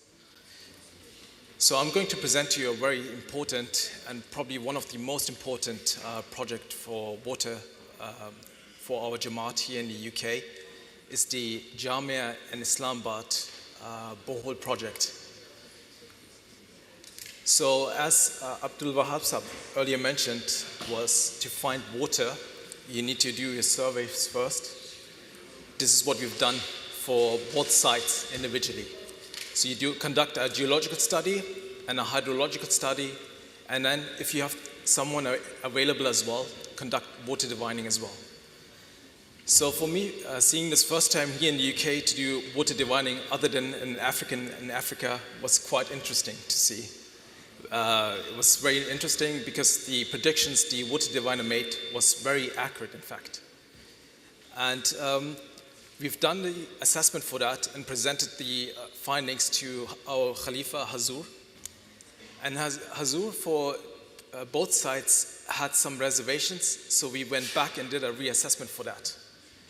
Especially for Islamabad, which I will show you guys in a bit as well with the map itself, where we selected initially was too far away, and Hazur said you will ruin our landscaping for that. And then we revisited the site, had a look at it again, and did another assessment and found a suitable drill spot next to the car park here.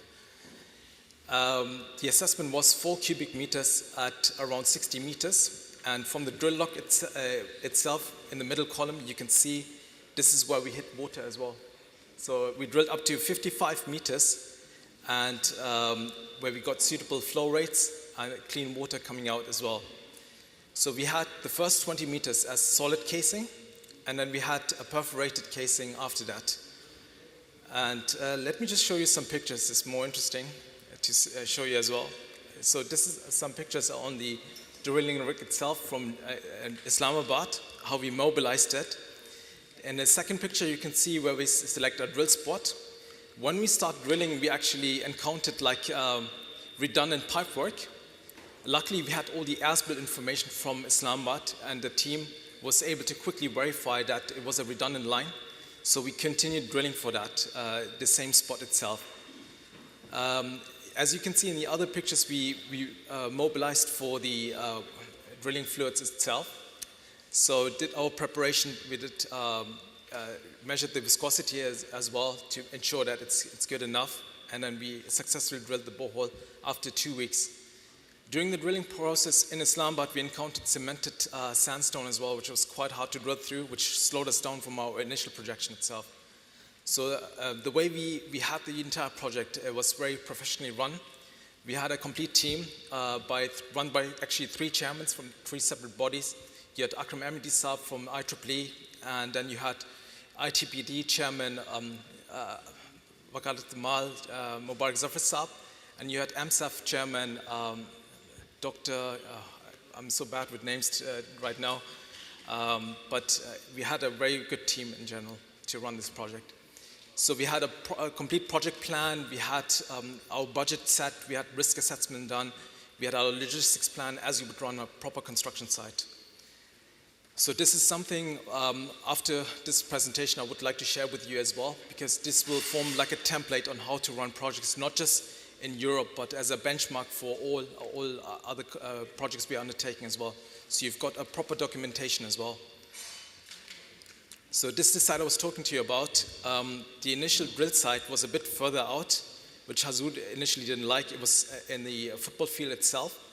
And then we came back down, shortened the run itself to where the car park, staff car park is.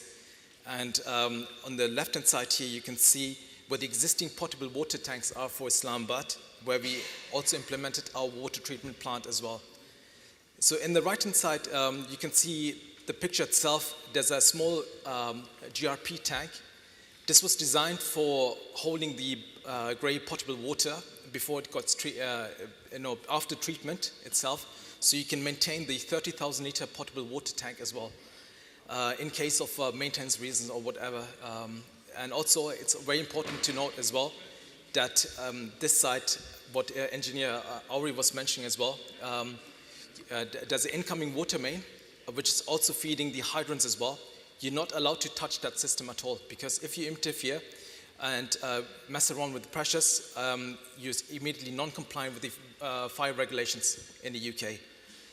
So in the bottom picture, you can see the setup of the water treatment plant. So you've got three setups. You've got a pH filter, you've got a turbidity filter and an iron manganese filter based on the water quality test results which we got back. I will go through that in more detail when I come to the Jamia schematic itself, which illustrates this much nicer. So in this schematic, this is Jamia itself. It's a slightly different setup because you've got the incoming water main going up. You need to separate the line because you can't mix grey water with potable water. According to the water regulations 1999, you're not allowed to do that. You need to create an air gap, and this is done by a water tank itself. So on one side, the incoming...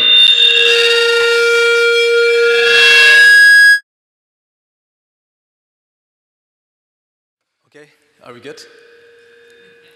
Okay, so you need to separate with a break, air gap itself. So one side, the incoming water main is filling up. On the other side is the treated borehole water, the grey water itself. That's the only permissible way to mix this together. Also in the schematic you can see as well that there's a removable spool piece in case you need to undertake some sort of maintenance with the borehole supply itself. You join back the spool piece and have the existing arrangements for the incoming water main done as well. It is absolutely vital and critical to chlorinate the pipework, otherwise you're non-compliant again and you risk the system for bacterial ingress for Legionella disease. And this was one of the questions the gentlemen have. To treat any sort of bacterial development inside the pipework is only through chlorination itself. And you get a chlorination certificate for both for the tank and the entire system itself before you can integrate it. There's a 2-week window before you can join the entire line together, otherwise you need to re-chlorinate the entire pipework again. So that's quite critical. So this is just for the UK, but Germany has got a similar standard as well. It's called BVGA. So this is an important reference because we've drilled 40 boreholes in Germany itself, and they need all integration as well, and also potentially water treatment as well to integrate into your incoming water line. Something more in detail, which is quite interesting to see now, is the water treatment plant itself, what I was talking to you about. So this is a very similar schematic what we have for Islamabad itself. So based on the water quality test result, we obtained that we need to treat for pH. We have an extremely low pH here in our area here, both in Islamabad and Jamia. It's around 6.2. It's the raw water. And then with the pH filter, you can only bump this up to around the 7 figure, which we need. And that's also really hard to achieve as well. Because you can only go up to 0.5 increments, but we are sort of able to resolve that with the pH filter. Also, you need a turbidity filter. This is mandatory to remove any sort of contaminations in the water itself. And then last and not least, we've got high iron content, iron and manganese content, which treats with the last filter itself, with the iron and manganese filter. You've got also another micron filter as well to reduce any sort of sand particles which came through. This one particularly is designed for 1 micron. It's quite fine. To capture any sort of residual contaminants. Last and not least, before boosting it out into the tank itself, before capturing it into the tank, you've got a split UV filter because of our flow rates. So in Jamia, you have the ability to extract up to 8 cubic meters per hour. So these UV filters can only capture up to 5 cubic meters per hour. That's why you split them up. Just like in electricity, you split them up and together you have a combined flow rate of 8 then in the end.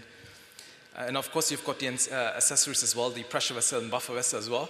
And we went a bit above with the system for the booster set. We selected a triple booster pump set for both sides. For Islamabad has always been a standard. You've got standby, duty and assist. So you've got enough backup for your pressure system itself. And similarly for Jamia, we selected a beautiful Grundfos booster pump, which took us 12 weeks to manufacture because nothing is manufactured yet anymore. And the lead times were extremely long. So testing commissioning was quite extensive. It was quite painful as well because we need to meet the water regulations as well. And why are we doing this? It's because the questions raised before, in case there's a power failure or something goes offline with South Thames water, we need to have somehow backup. Luckily on site, on both sides, we have got gensets which provide electricity for our site.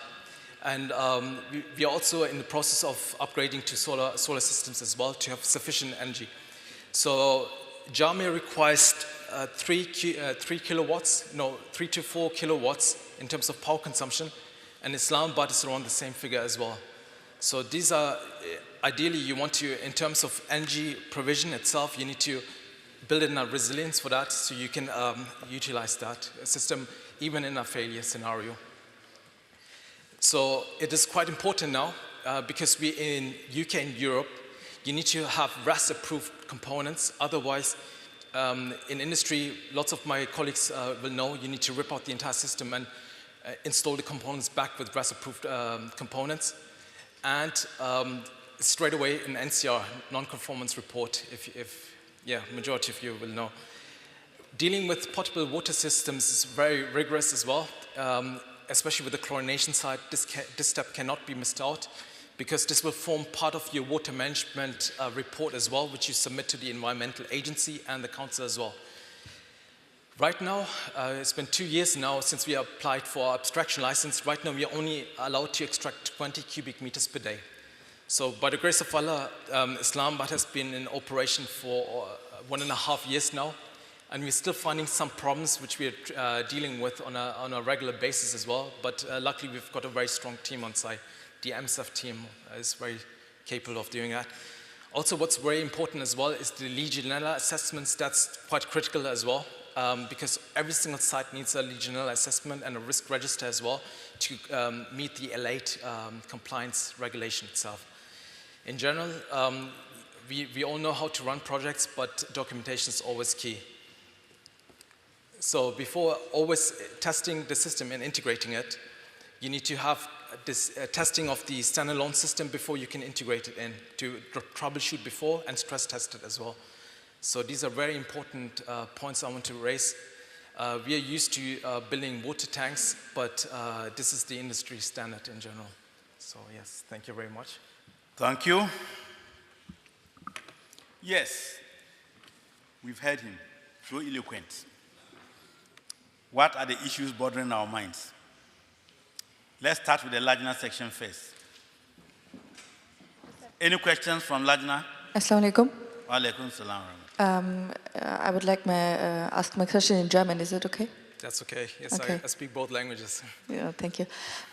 Ich habe eine Frage, wie wir in Deutschland die Wärmepumpe, die Luft benutzen, um Energie zu generieren. Ist das hier auch möglich, so zum Beispiel in Islamabad nachträglich oder in anderen Orten, den Temperaturunterschied vom Wasser zu nutzen, um Energie zu generieren? Ich wollte Sie nochmal fragen, ist hier Frage mehr um die Energie für Luftdruck oder wie meinen Sie das genau?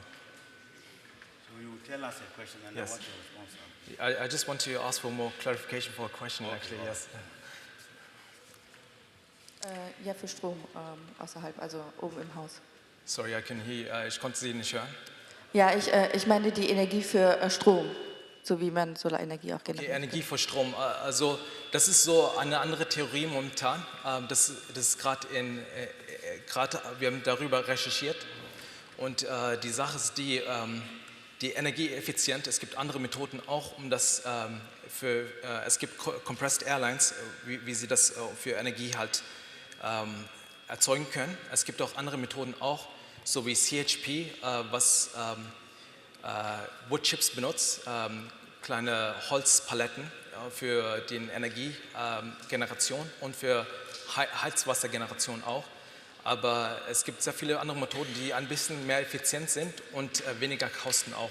Man muss halt einen Kostenvergleich dafür machen. Sie sagen.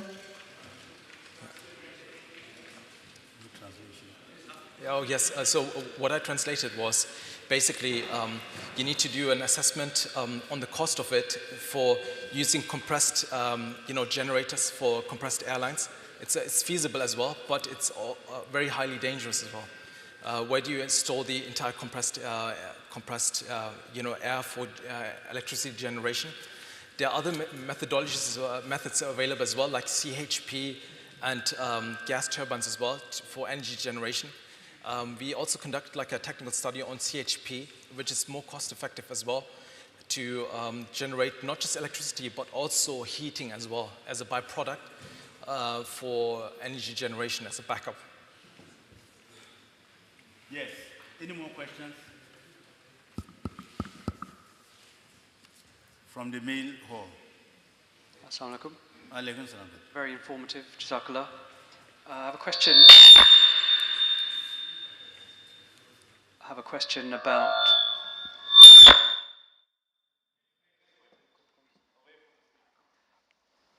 About the period of resilience. So if there was a disaster and you said the generators kick in if there was no power, how long can you provide water before the generators run out of fuel?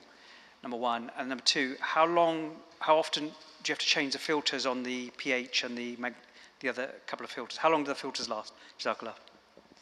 Second question is quite easy. You do an annual maintenance test on it. As part of your flushing of your borehole itself, you replace all the filters itself and top up the media. The pH filter has got calcite as a media. You just top it up as soon as you see any sort of depletion of it. So what happened in Islamabad actually was quite funny. Someone was playing around with the settings of the backwash itself and flushed out the entire calcite from the media itself, so we had to top it back up. So we got it corrected because they were so concerned with the dropping of the pH media that the copper pipework started tinting in blue as well. And Hazur Akhtar's actually pointed this out. Why is this happening? It's because the Hazur's observation is so on point is immediately because the pH filter suddenly stopped working because of the missing of the calcite media itself. And we topped it up straight away, did another water quality test result, and it was correct again. With regards to your first question itself, so basically in terms of power generation, I don't know exactly the size of the fuel tanks for Islamabad, but in Jamia we've got 10,000 litre of diesel available. So it depends how they're using the electricity itself. So they've got, I will get back to you on this. I can't give you any further detail on it. Yeah, okay. Any more questions? Either side.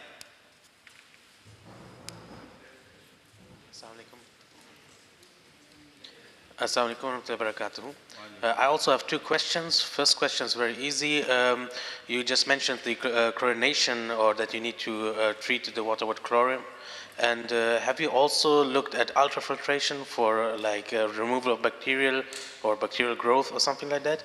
And second question is, nowadays with the ever continuing climate change, and especially in countries where there's a lot of high temperatures, the water levels are dropping down and down and down. We also see this now in Europe, especially also in Germany and UK, that in a very hot month, the groundwater level drops down. Have you also taken this into consideration for your boreholes? Jazakumullah. Yes, Jazakallah. This was part of the hydrological study, which our specialists took part of for taking into account the next future drops in water level. I know I can see this in Germany as well, being there as well. The water levels are dropping at a really incredible rate. It's just purely because of over-pumping for agriculture and other various climate change reasons as well. So whenever you undertake your drilling study as well, just take into account any future provisions for dropping of the static water level. That's very important.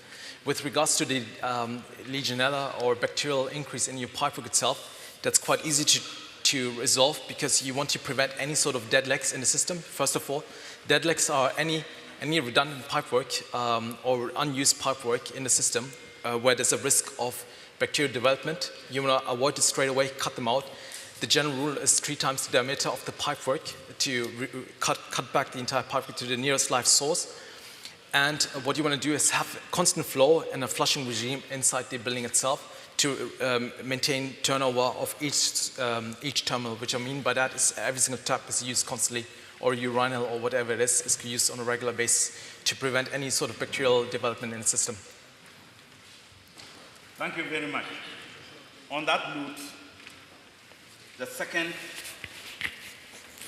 address, together with follow-up questions and answers, comes to an end.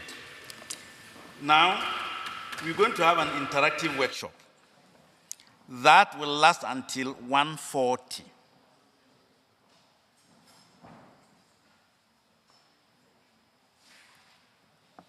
Until 1:40, yes.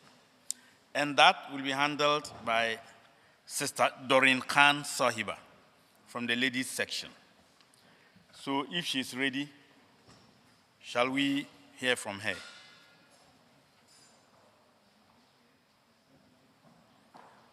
Sister Khan Sahiba.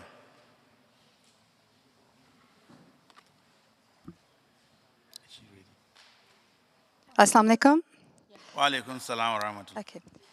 Today, our interactive workshop will be about the theme of the symposium. We know we have many talented professionals here today who have some really good experience, and we want to hear your ideas. I'm just going to wait for the slides to come on.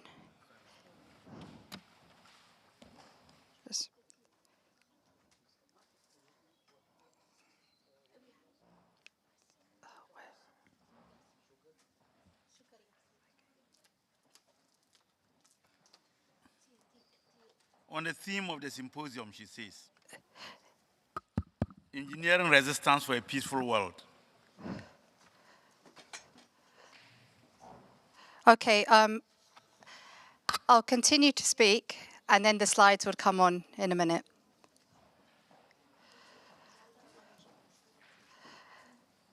Before we begin, I want to explain what is resilience in engineering.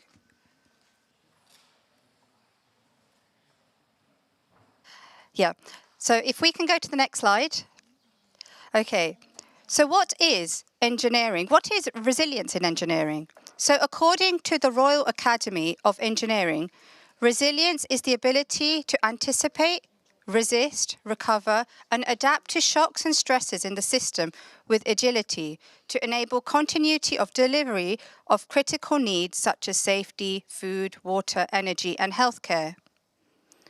Well, according to the UK Cabinet Office, this refers to an ability to withstand and quickly recover from a difficult situation.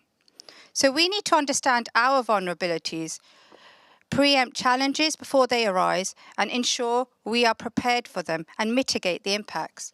So if we can move on to the next slide. So each table will be given a marker and a poster paper. You will have 20 minutes. And in groups, discuss and brainstorm architectural or engineering solutions, strategies, concepts and plans to foster stability to contribute to a more peaceful world. Also, please appoint a speaker per table because at the end, each speaker will present your ideas that you've been brainstorming. And if we can go on to the next slide. So this is just some pointers for you to get started. So let the brainstorming begin.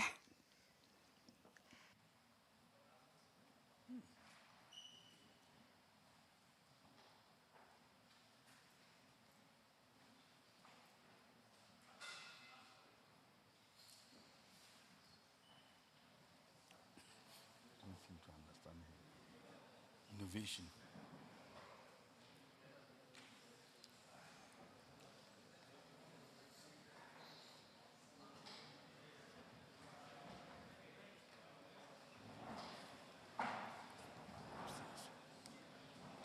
Peace does not just mean absence of war.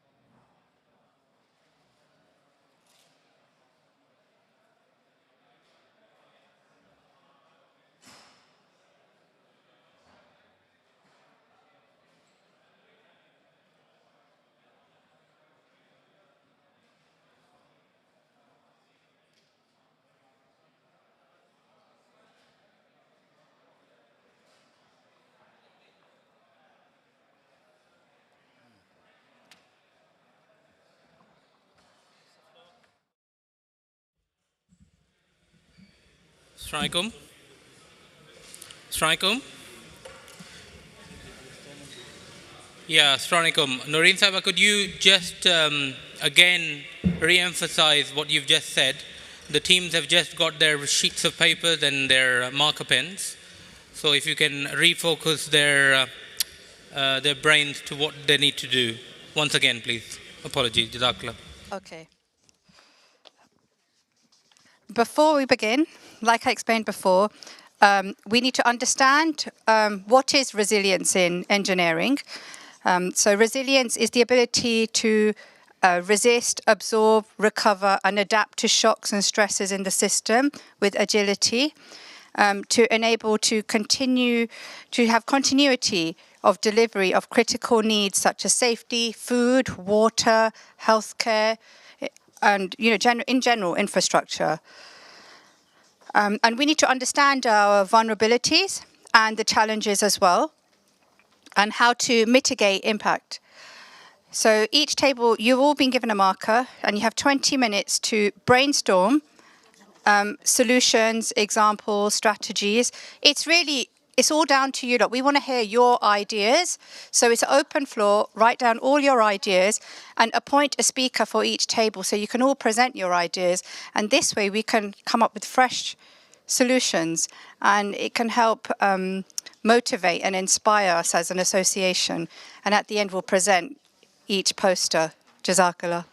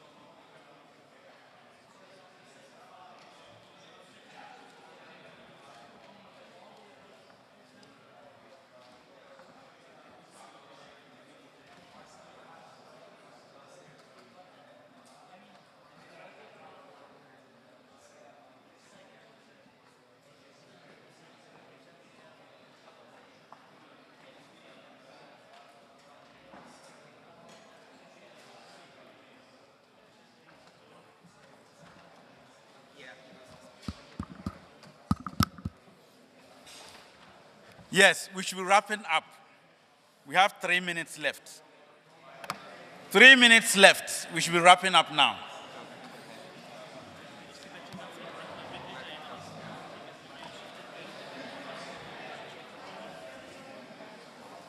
The large now, have they also formed themselves into groups? Yes. How many groups do they have? I'll tell you. Give me 2 minutes. I'll let you know. Yes.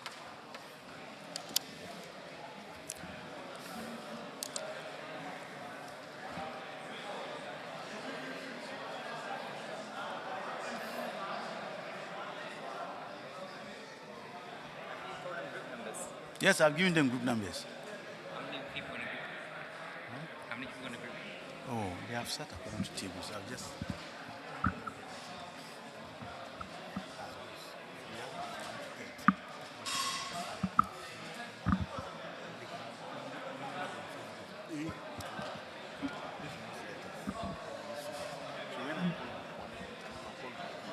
When I call group 2, I'll call group P.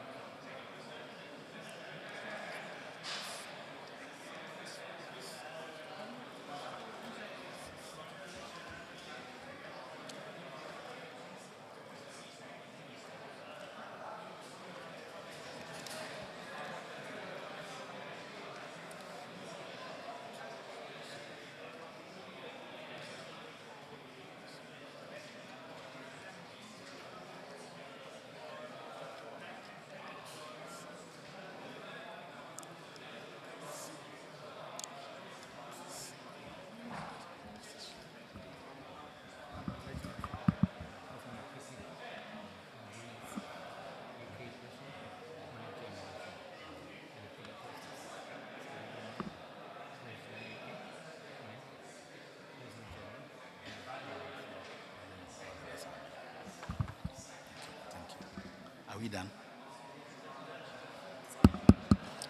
1 minute, 1 minute to go.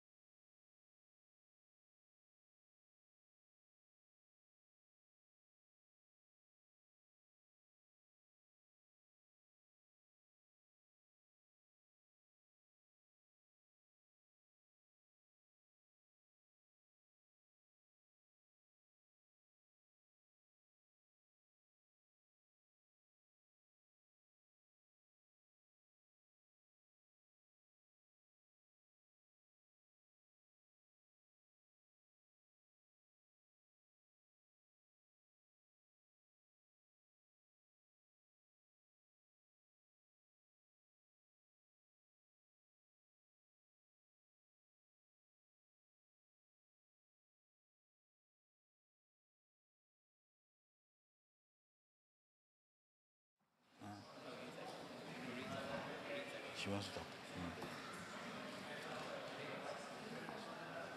Ladies' side. Hello, the ladies are on the mic.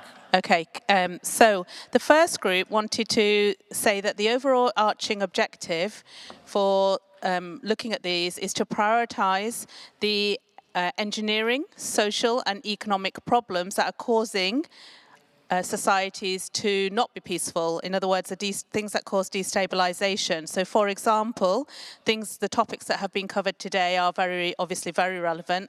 Water security, looking at infrastructure development, the impact of climate change, looking at the rise of population, but also aging population and how that might impact upon planning and organization and infrastructure development, but also disaster management and natural disaster resources.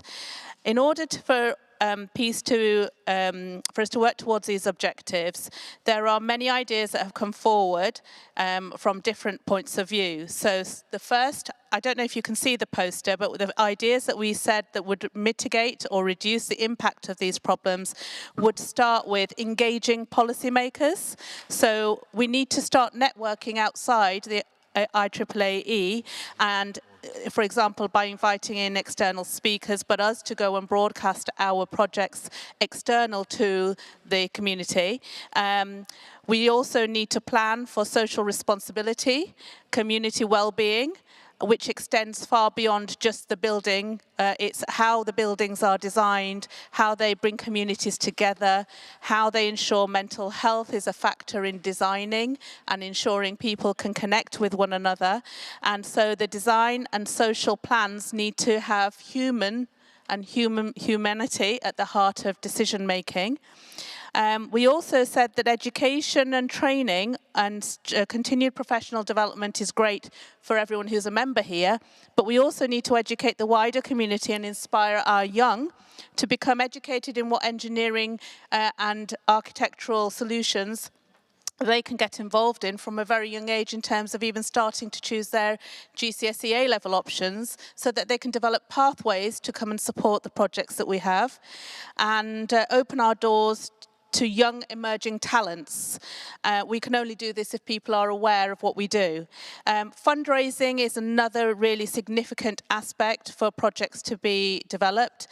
We need to hold maybe an IAAAE competition amongst the wider community in order for people to become inspired, and for us to become inspired by solutions that connect things like computing and artificial intelligence and the skills that some of our young are developing, and bring them and incorporate them within our planning.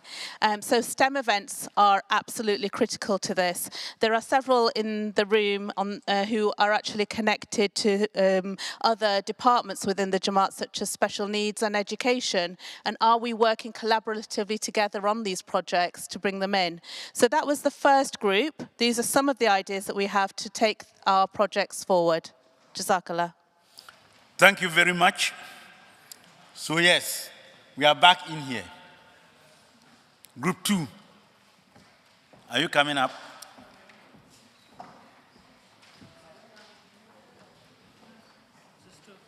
Group 2. These two. Yeah, they should come and take us through now. Is it? No, somebody should come.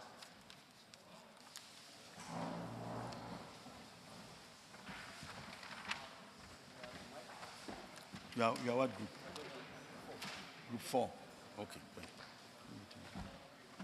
There's no mic. Assalamu alaikum. Wa alaikum salam wa rahmatullah. Sorry. Assalamu alaikum. When we were given this topic, it's quite wide-ranging. So we saw it from a perspective of a really wide range. For example, we saw or discussed what is the main reason in the last 20, 30 years for wars in the world. So we said fossil fuels has been one of the reasons that people have gone to war, that is energy needs.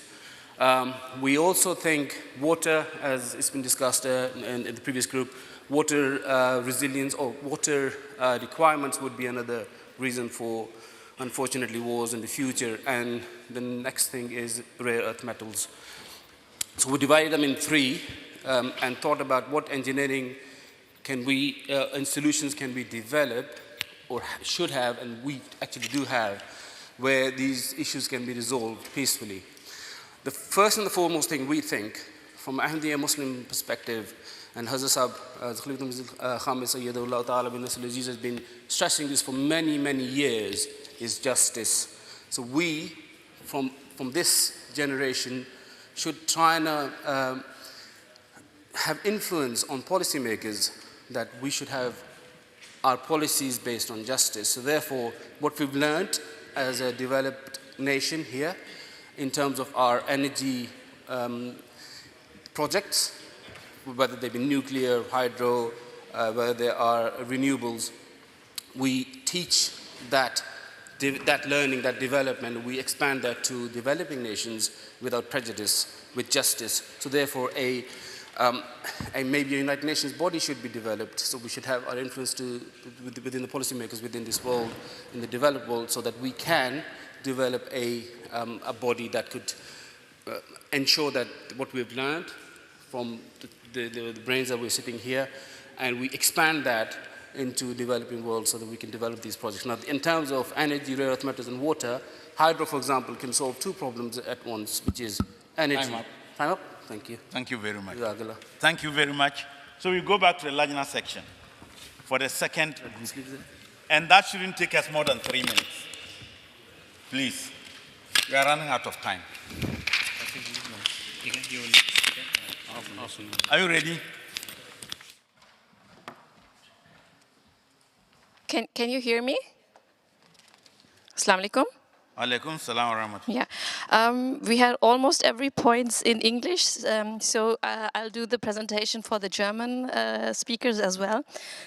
So, wir haben die Punkte besprochen über die Widerstandsfähigkeit in der Ingenieurwissenschaft und für eine friedvolle Zukunft. Und viele Kriege, die geführt werden, da geht es ums Ressourcen. Und was können wir da tun? Wir können autark werden, indem wir Systeme entwickeln, von denen wir heute auch schon einige gehört haben, dass wir selbst uns versorgen können, also Self-Sufficient-Systeme, und zwar mit Wasserpumpen, Solaranlagen. Zum Beispiel werden unsere Moscheen mittlerweile mit Solaranlagen ausgestattet, mit Solarpanels ausgestattet, sodass sie autark funktionieren. Ein weiterer Punkt ist, dass man ein festes Fundament hat und eine gute interne und externe Kommunikation betreibt. Das bedeutet, dass wir unter uns Informationen austauschen, gucken, was können wir aus der Vergangenheit lernen, was sich bewährt hat. Denn das Rad muss nicht neu erfunden werden. Es gibt viele alte Systeme, die sehr einfach sind, und manchmal denken wir Architekten, Ingenieure sehr kompliziert. Und dass man da einfache Lösungen findet und die miteinander kommuniziert. Dann natürlich auch Recherche betreibt. Was gibt es in Vergangenheit für Materialien? Wie kann man diese Systeme wiederverwenden und vielleicht auch wiederentdecken? Sprich zum Beispiel Lehmbau und diverse Dinge. Und das Ganze natürlich dann auch an andere weitergeben. Und ein weiterer Punkt ist natürlich auch die Kommunikation mit Behörden, dass man da Kontakte knüpft und auch dort an der Stelle kommuniziert und schaut, dass man mit Behörden und anderen Dingen dann Lösungen findet. Genau, das war soweit von unserer Seite. Thank you very much. Are we going to have an English rendering of that? Actually, maybe you should put some time into translating into English whilst we visit the men's groups. Perhaps by the time we finish, you would have translated it. Okay. So we hear it again. Yes, so which other group is ready? Which one is that? It's group 3. Group 3. From the men's side. Please go ahead. Who is presenting you? Yes. You have just 3 minutes. Okay, thank you. Assalamu alaikum. Alaikum salam. So we had some ideas regarding different topics or areas on which we could focus. One is to have a local supply chain, and this is important in order to be resilient in times of supply chain issues, be it due to a disaster. And another field which we sought out is the field of education, because it's very important to transfer knowledge to the broader audience in order to be resilient in times of needs, because you are able to fix simple things yourself. Another field which we focused on is decentralized infrastructure, because in our modern infrastructure, or be it in industrial countries, we are very much dependent on centralized infrastructure, be it water delivery systems or the power grid, and we don't have local infrastructure available in our house, be it a water tank which is capable to provide us water during times of needs. And another topic which we discussed is design. Design in different fields, for example, be it for construction, for example, constructing a building along rivers is, for example, an issue, and we should consider a natural disaster risk in our design phase already, and not run into issues after that. Another topic which we were discussing is also a fair distribution of resources in general. Thank you. Thank you very much. Next group.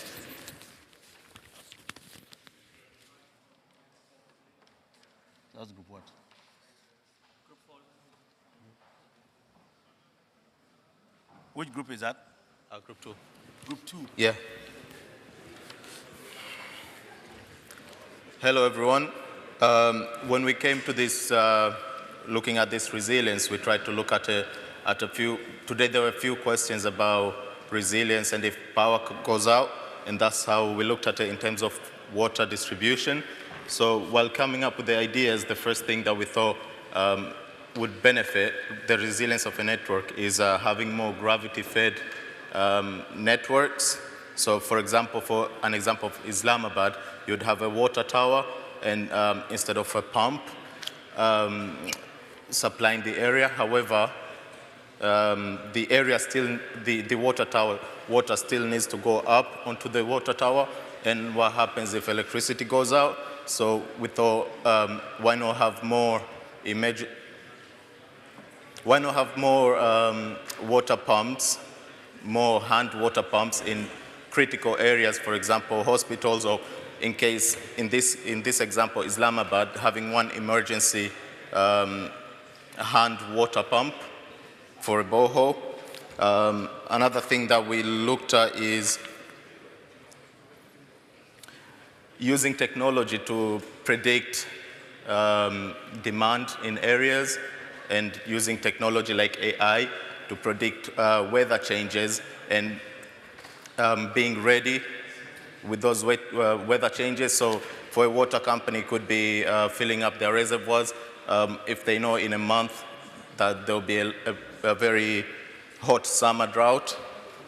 And lastly is the example of designing a network. So when designing a network, to be more resilient, we would have it to be more interconnected. So having a network, for example, we've got a little image here, I don't know if you can see it, but those are pipes, and those are, let's call them districts. Having it interconnected, if one pipe fails, you would open another pipe and sort of get a supply from somewhere else. So making those decisions in the early stages during the design stage. Thank you. Thank you very much. May we invite group 12?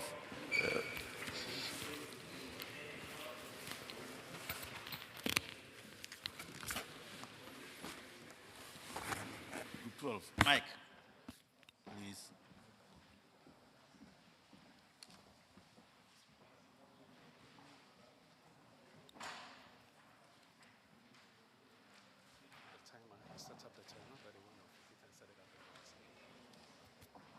Assalamu alaikum. Okay, yes, I'm presenting for Group 12 and we'll dive straight into it. So to foster stability, we need to embrace sustainable concepts because we realize that sustainability and then stability and sustainability go hand in hand. You cannot take one and then leave the other. So resilience really refers to absorbing shocks and then putting up robust systems to reduce the impacts of unforeseen circumstances. Now, backup solutions are required for the underdeveloped countries, but it will be interesting to note that even in the developed countries, they also require a lot of backup solutions. For instance, a case study is what happened in Spain recently where there was a power outage, and then all of a sudden, the Apple Pay and then all the electronic payments were not working, and then people now realize the importance of physical cash. So in as much as we try to improve the world, there are still a lot of backup solutions we need to put in place in order to be robust. Now, what is the reason for conflicts in the world? There are two main things. It's energy and then resources. So is there a scramble for these resources? That is what causes people to come up with conflicts and stuff. Now, building resilience systems means educating. It also means mentoring and skills transfer for free without charging anything. And then a case study for this is the MITC in Nigeria, which was spoken about by some of our colleagues.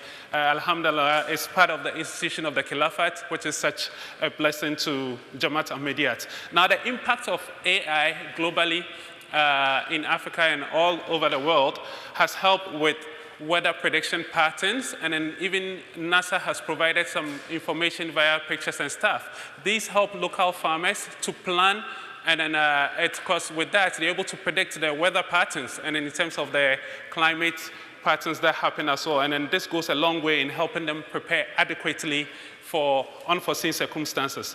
Diplomatic infrastructure involves going across borders and then bridging the gap between countries. Coordinating globally via foreign affairs ministries between countries is also essential, as working together helps build one big global village. Now, sharing information and data between countries is essential. We've seen a lot of protectionism between some countries where they will say, no, we cannot give this to China, we cannot give this to that, and that really does not help. Once we coordinate from country to country, it helps us all prepare as one global village, and then any unforeseen circumstance that happens, we can really treat it well. Now, we need to maintain the right standards globally and then share the databases, as I mentioned.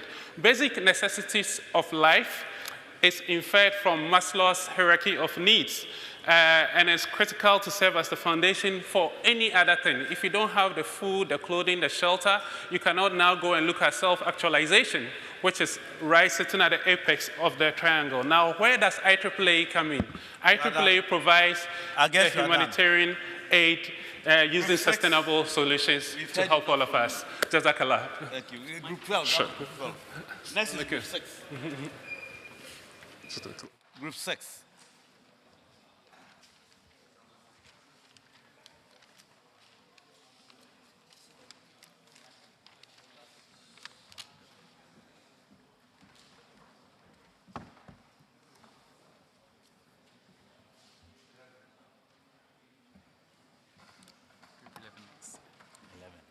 Okay. So, Assalamu alaikum. In this presentation, I would like to describe some of the initiatives in both solar and wind energy which we can use moving forward. Firstly, in UK regions, we decided that near offshore regions such as Kent and Norwich, we can build offshore solar farms as they provide several megawatts of power to local housing communities. These wind farms will be connected by a subsea cable. They'll be brought onshore onto a local substation and will provide this energy to local housings along with solar panels on their roofs. In regions such as Africa, we can use these solar panels as they have sunlight for very long ranges of time, unlike the UK, which run for 7 hours. We would also need to ensure a lot of quality assurance and quality control to ensure they comply with the European standards. We can also use solar panels in agriculture to improve refrigeration for certain crops. we can use this solar energy to charge electric vehicles and EV charging points. In terms of water storage tanks, this solar energy can also be used to provide hot water by heating up the water in this tank, and it can also help improve efficiency in homes by running more energy efficient HVAC systems. And in regions where they struggle to use hand pumps, we can use solar pumps to provide more efficient and more durable water supply. Jazakallah. Well done. Thank you very much. Yes, may we have group 11?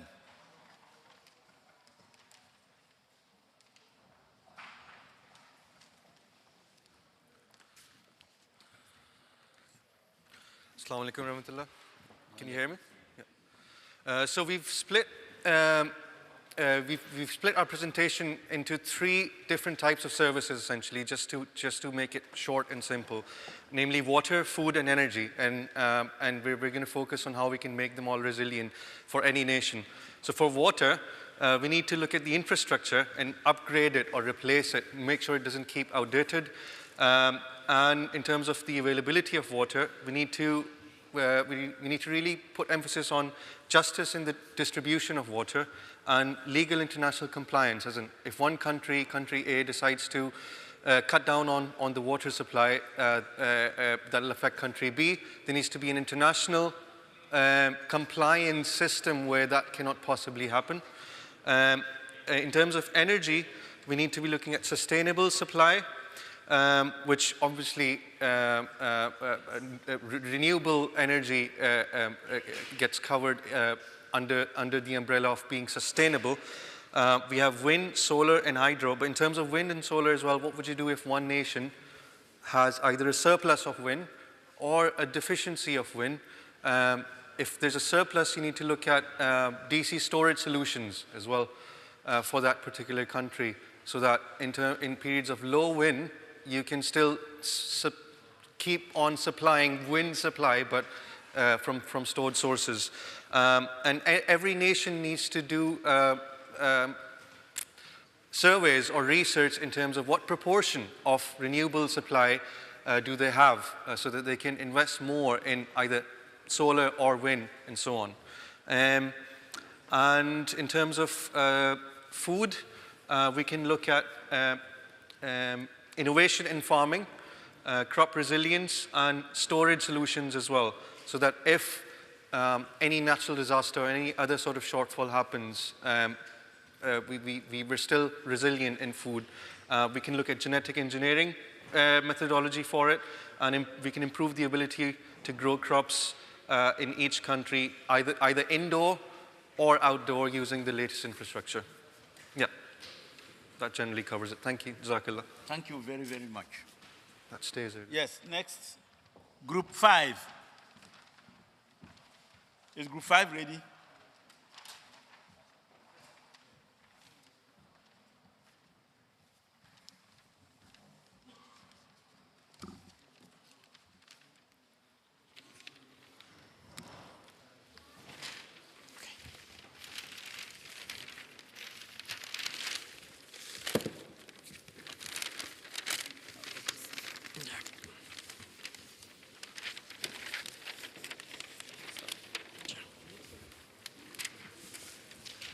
Assalamu alaikum. I'm Munir. We were discussing about engineering project collaboration. We wanted to, because in IEEE we have a lot of engineers from different disciplines, and many of them have like years of experience, and they're very expert in their field.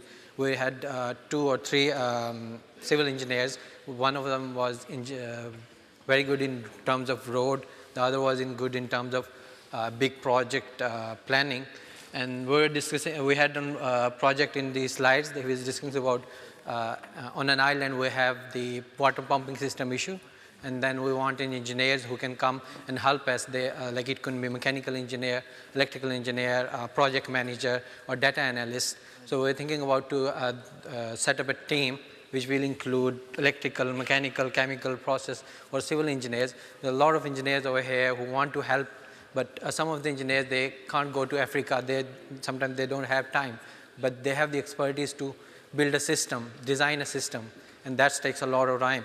And aside from that, there are a lot of things in terms of in design, there can be a lot of problems, and you can create a design which will have, if you are like single person, a single team who is working on a project, you can have flaws in your design, and then later on you will be working on it to improve it. And instead of that, you can set up a team. You have a range of engineers. You can set up teams that these people are working on the project, but this team will be collaborating with them. They will have electrical, mechanical, chemical, or the data analyst who will work with them to improve the design. And then aside from that, if you have like a good project manager who can work on the logistics and the project plan and the documentations, which can be helpful in terms of the or the local people who can help them in terms of compliance with the laws. So that we're thinking about. Then we're thinking about the water water pumping project, and in that we're thinking about the risk assessment that can be done. 15 seconds left. 15 seconds, yeah. Project planning, data collection, electrical design, automation systems, and they thought, they were thinking that we don't have proper remote monitoring system. So many of our engineers who would, I myself was good at remote monitoring system working. Okay, Jazakallah. Thank you very much. We have group 8 next. Group 8 next. After group 8, there are 2. So we'll give them 2 minutes. Then we can round up for lunch before we go for namaz. Assalamu alaikum wa rahmatullahi wa barakatuh. You have 2 minutes. Okay, all right. What use is resilience? What use is peace if it's not sustainable? We build systems which are temporary. We build systems which are needed now, but we don't think about the future. But if we look, we already have all the given guidelines, either through Jamaat or, for example, through government facilities. We have, for example, the European Green Deal, where we try to achieve net zero by 2050. But to achieve that, we need to also, not only in big institutions, but also on a smaller level, try to go from a linear life cycle of things to a circular life cycle. We build, we use it, we throw it away. But theoretically, if we could reuse it, recycle it, or maybe build it so it's demountable after, for example, some chaos occurs, some natural disaster occurs, then it's way easier for us to build something which is sustainable, which is cheaper, and which we can also adapt for the future. This is why we pointed out that we also need, for example, to adapt for climate change and for ever-changing systems. But besides that, we also need to see what we can do right now while we are implementing a changing system, what we can do to survive different small problems and emergency. So we need to build at least basic systems to meet our basic needs, like, for example, small plantations, small water wells, small energy protection facilities. But also, with this comes the big challenge of that we are using old systems. We also need to keep up with the newest innovations and the newest developments, like, for example, the implementation of language models, of AIs, which can not only make it more efficient, but actually make it more responsive to all kind of inputs, for all kind of emergency. If we have, for example, have a small emergency, then this can adapt. And the last point is, we should always be ready to also meet Allah and have spiritual fitness to also be able to Jazakallah. Jazakallah. That was group 8, eh? Jazakallah. Group 10.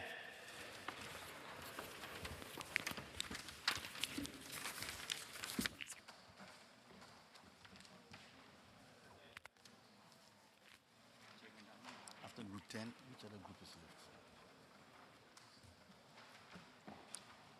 After that's one last one. Assalamu alaikum. My name is Munawar. In my group, we have architect engineers, we have medical engineers, and myself works in highways. Resilience means if something happens and how we recover that structure, that immediately and amicably.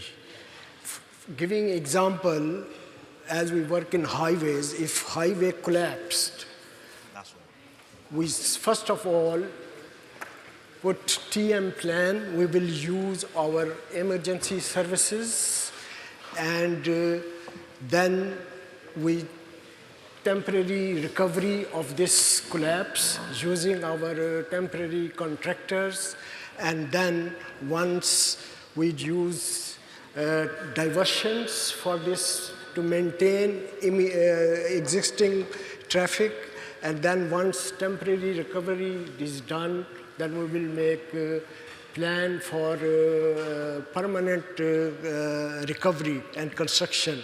For that, we will make estimates, and we also discussed while recovering as permanent using innovation material, using AI, artificial intelligence systems, and also this all thing design and work on innovation, so in future there shouldn't be incident like that.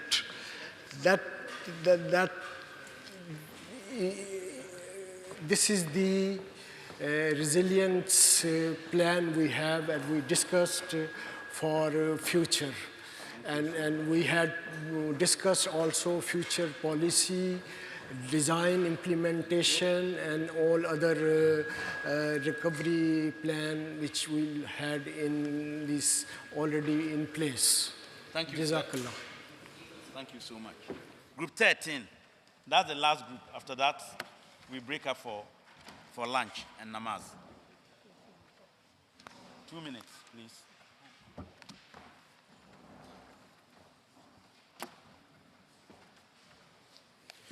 Assalamu alaikum wa rahmatullahi wa barakatuhu.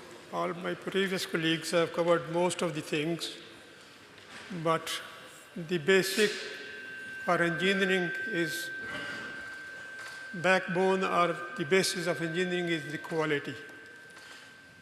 And what is resilience? Resilience is to exist in, doesn't matter whatever the circumstances are, you should not only exist, but you should actually progress. Now, how can we do that? That is the basis of engineering, and that is the quality. And quality means an agreement to a universal specification, and this got to be universal, i.e. truth is truth universally. Quality is recognized as quality universally. And from there on, you can also say justice also becomes a part of quality, you know. If there is no justice, you can't say that human life is on the same level for everybody. Right, now, okay, what is quality? Is an agreement, is an agreed universal specification or universal standards. And that means that truth is truth everywhere, falsehood is falsehood everywhere, justice is justice for everybody. And basically that is what engineering is, whether it's an idea, it's a product, it's a process. It has got to be based on quality, and quality is what is truth and justice. Now, if you conform to this, conform to justice, i.e., if you conform with quality, you will have peace everywhere. 2 minutes is done. Pardon? It's 2 minutes already. All right, okay, yes. So if you don't conform to this, well, there's going to be problems everywhere. I was going to close this, but Group 9 has pleaded for just 1 minute, and I'm giving them 60 seconds, not 61. Please. 60 seconds. So you could just list out all the issues that we discussed. Assalamu alaikum. We thought about the challenges we have nowadays, and the first challenge, or the biggest challenge, is that we have not enough natural resources in our world. Yeah, so therefore we need to look at our principles, which are mainly Quranic. We have the zakat first, which teaches us that we need to also spend money to regions or countries who have poor conditions. and therefore it results in equitable distribution, so that we need to take care of that. There should also be no envy involved. This is also a Quranic principle which is taught us, and also obviously social justice. And our solutions would be that there should be a type of international law that also poorer nations have, which are not, or which have not the possibility to buy these, for example, different metals. My solution is 60 seconds gone. Thank you very much. Yes, it's been a very, very, very interesting session. And I will, first of all, express my gratitude to our sister, Noreen Khan, the way she has planned it. I'm actually amazed at the kind of solutions that are coming up. By the time we put all this together, you will not believe that we generated all these solutions from our 2 rooms. So we are grateful to her, and then we are grateful to everybody for our various contributions. On that, I say thank you very much, and Assalamu alaikum wa rahmatullahi wa barakatuhu. The session is hereby adjourned for us to go for lunch and namaz. Then we reassemble for the next session.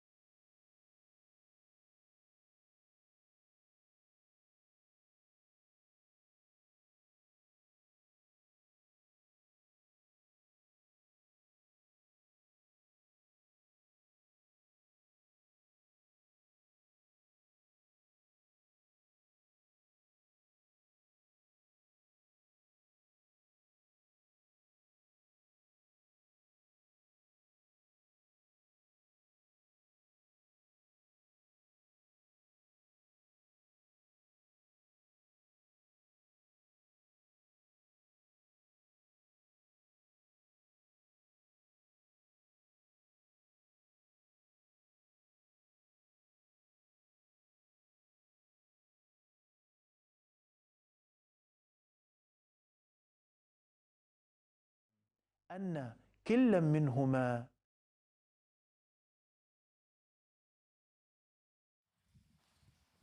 Abdul Hai Saab. Abdul Hai Saab. So I'll remove his name. Arshad Iqbal Sahib. Fakhrul Islam Sahib.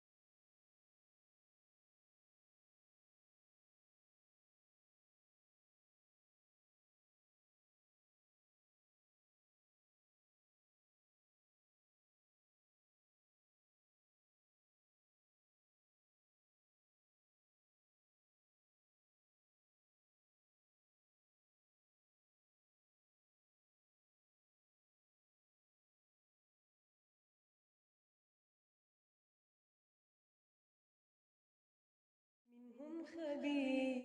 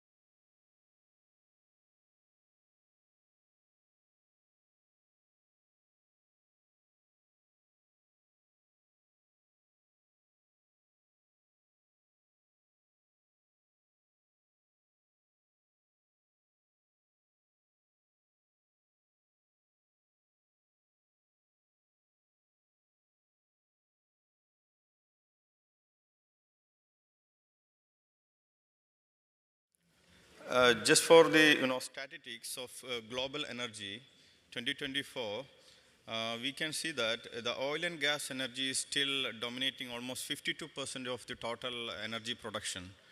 And around 27% is still from coal, and especially from Asian region, still the coals are using almost 27% of global energy. It's not coming. Display. Sorry, can you just connect? Presentation.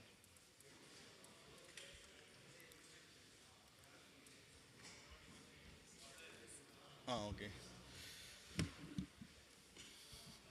Actually, my presentation is belong to the project management.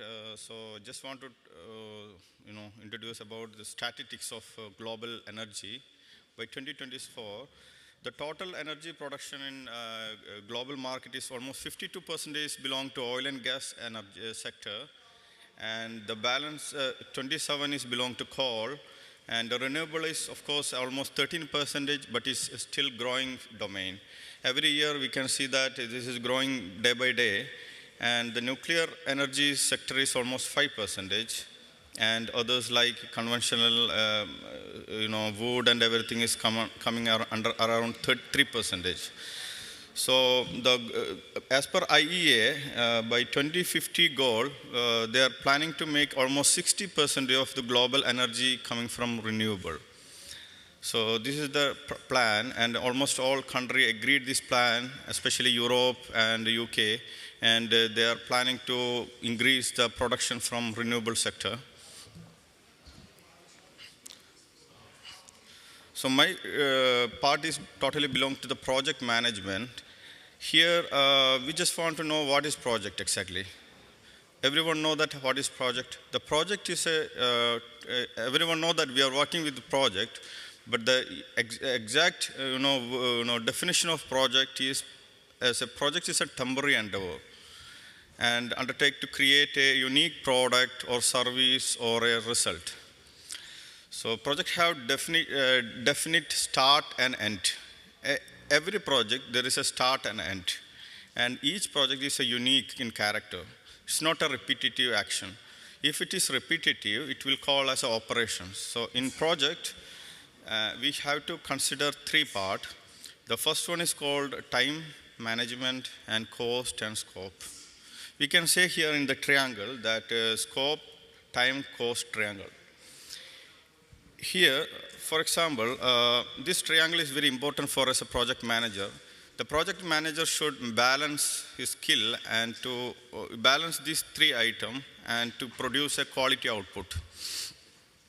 For example, if we have a huge, for example, if you are considering two items, then third we should sacrifice. Like if you need a high quality product, and within less time, you need to sacrifice cost. Or if you need to produce any product within a short time of period and with very less cost, then the quality will be automatically less. If you need to produce anything very low price and with a high quality, then you need to sacrifice time. I think we need more time to produce. This is the fundamental theory of project management. All the project in the world is following the same methodology. I just want, for the next slide, you can see that in the project PMI framework, we have 5 categories of PMI process group.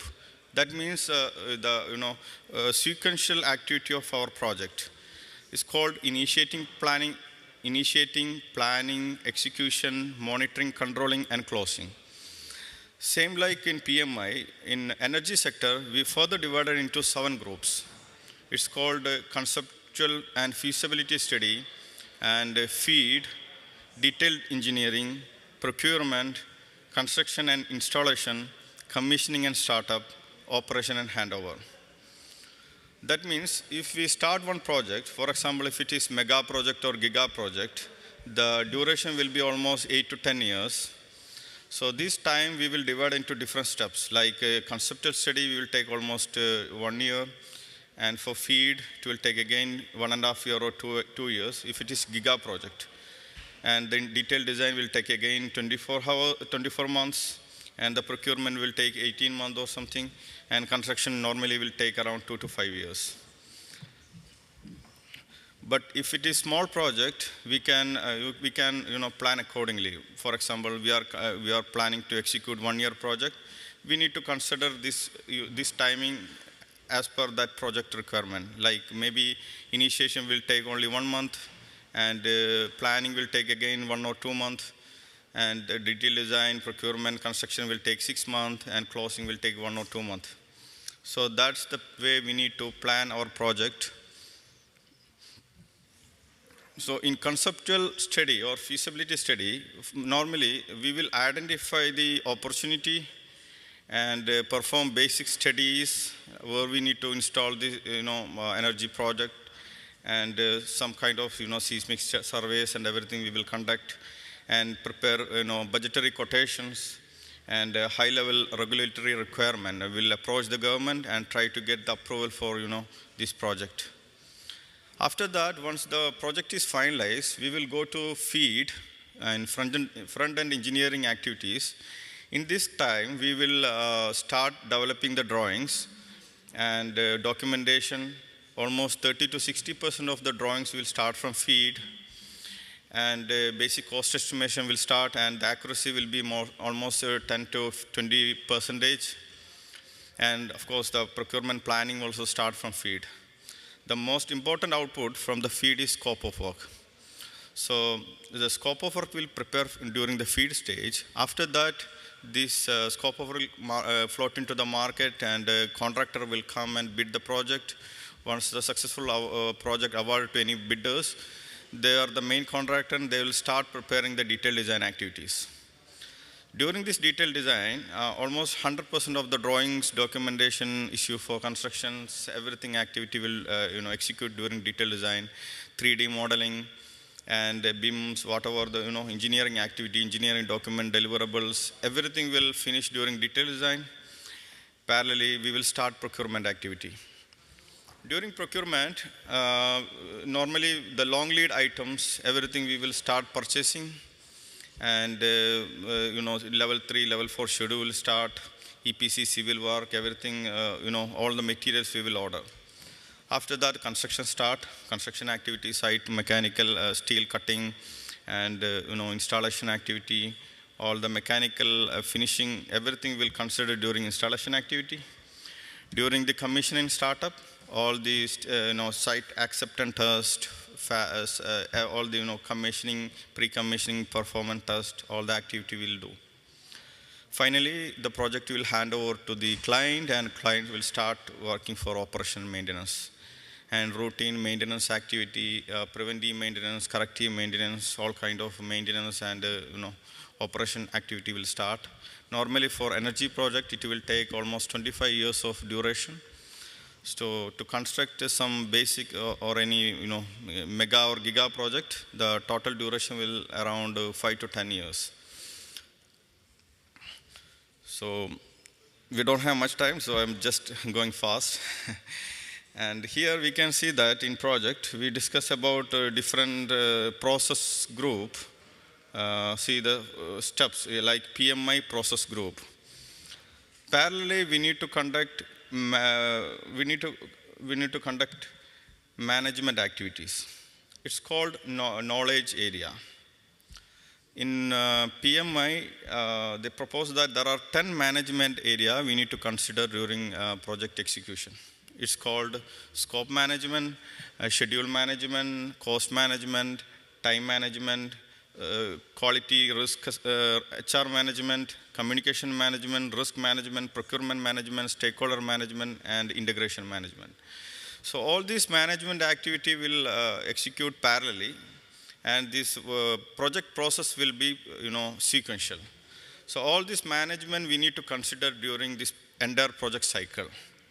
For example, during the scope management, we need to consider during conceptual feasibility study time, FEED time, detailed design time, procurement time, construction installation, commissioning, and handover. Similarly, we need to consider time management, cost management, quality management, everything. Almost 132 tools and techniques we have to execute a Giga project.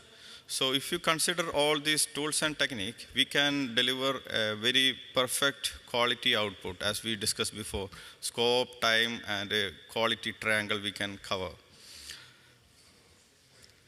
Okay, so I'm going to resume my presentation because we don't have much time. We have to go for prayer. So if you have any doubts, we can clear, or else I will wind up. Sorry for that, we are late because of election activity. And normally for explaining this project management, we need more time. It's not like 10, 15 minutes. As per PMI, we need 35 hours of training. It's a big chapter, it's a big, huge requirement. Study is not easy, but we need to focus. Then we have a lot of tools and techniques, materials we need to share. So if you have any doubt, or else I will resume. I will go for another. Jazakallah. Jazakallah. For question and answer session, you can ask the questions after namaz, and then okay, no, after the namaz, we have no time. The next speaker is Mr. Zafar Amar Sahib, the Molded Village documentary. There is also an announcement. There is a car behind side, Tesla white color, VP73. Should remove this car. Jazakallah. You can start. Here you go. 1 second, let me just get my notes.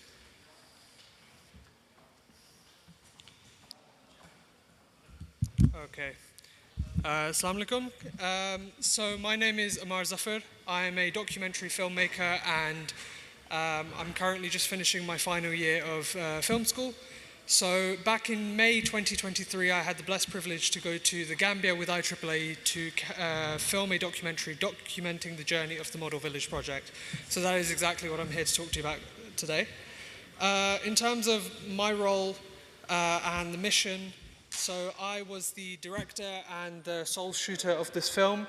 On top of that, I was also having to sort of be heavily involved in the editing process in order to tell the story of the work that IAAAE carried out there. So we're out there for 10 days, and as you can see, I was solely shooting and capturing all the footage on the scenes. So we had drone operation and camera operation in order to do so. In terms of my experience, going out to the Gambia was a first-time experience for me.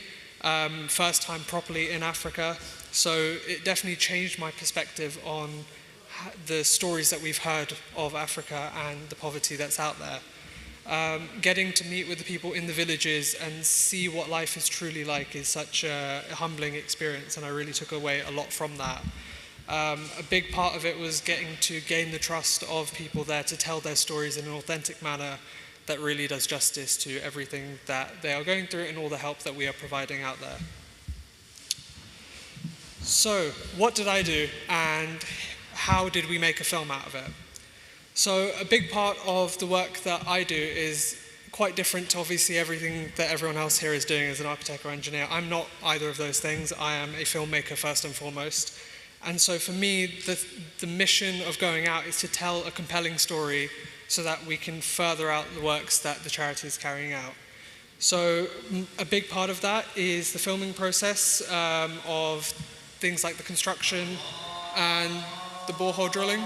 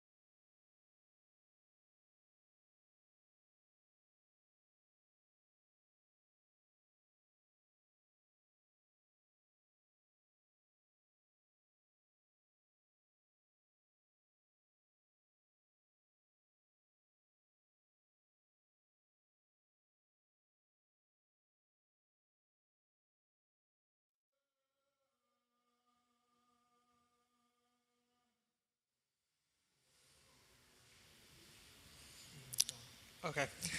So, going back to where we were, I want to talk a little bit about what I did in order to make a film and how we went about it.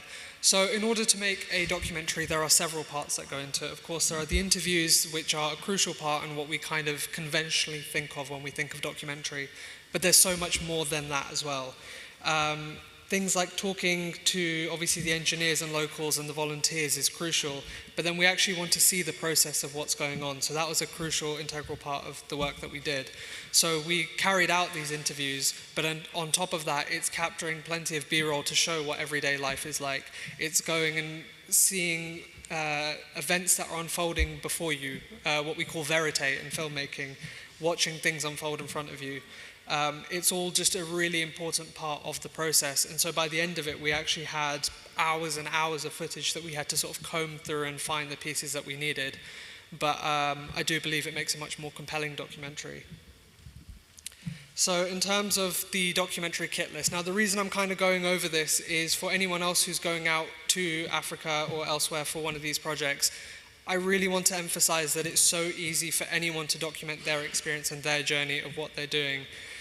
In my case, I was using a sort of camera, mirrorless camera with a number of different lenses, but really you don't need very much to make your film. I've sort of broken it down into the essentials, which is you kind of just need any camera. That could be your iPhone if you wanted it to be. You need a microphone, so something like little lav mics or a shotgun mic that will go a bit farther and can reach multiple participants at once will be great. And you're going to want some lights. Especially in the villages, it does get quite dark at times, and that's going to be a crucial thing for you to use. Specifically, I have the equipment that I use, but it's not really too relevant. You can use whatever works best. I think the main thing is simplicity is key, because you don't want to get bogged down in the technicalities, but rather you want to be focusing on how can you best tell the story, because that is what we're here to do at the end of the day. As documentary filmmakers, we want to tell the stories of what is going on. I want to talk a little bit about the challenges as well. It wasn't always easy. Like I said, there's not very much light in these villages. So one of the big challenges for me was how do we tell this story in a way that looks beautiful, but is also authentic and doesn't lose the core parts of the story. There was an incident actually while we were filming where we were trying to get some of the interviews and nighttime was falling and there wasn't really any light in the village at all. So, like any resourceful filmmaker, I improvised. We used the headlights from our Toyota Hilux pickup truck, not sponsored, in order to create some light coming onto our subject. And that is just one of the things that you kind of have to do while you're out there. It's a lot of trying to do the best with what you have, and that's really a core part of filmmaking, trying to tell any of these stories, and I think hopefully that will come across in the final result. So there is a film coming soon.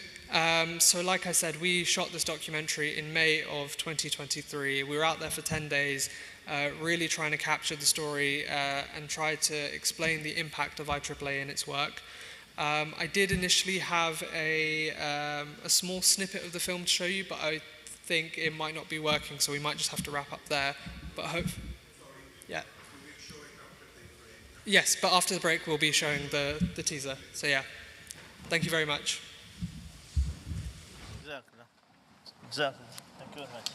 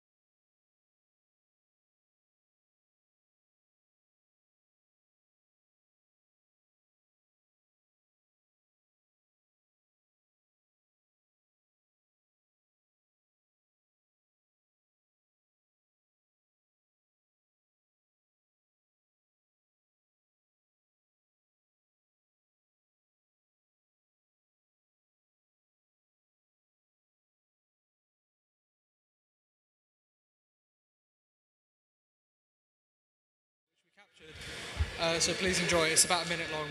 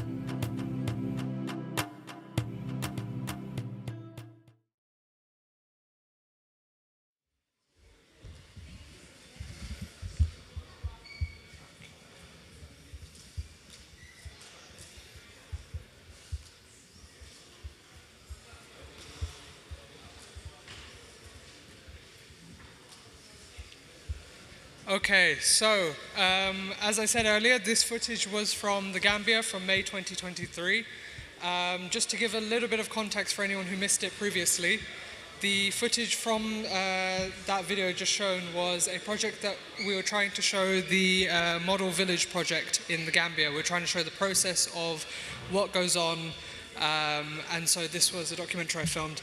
So what I'm going to do for you is actually give you an exclusive preview today of the first roughly 50 seconds or so of the film. So inshallah the film will be premiered in the next few months, but until then this is an exclusive sneak preview.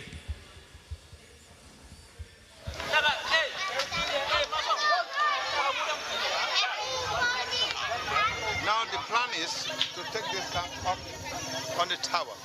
That's the plan. By tying this point and the other point and try to get more men to pull it over. So this is what we are trying to do now.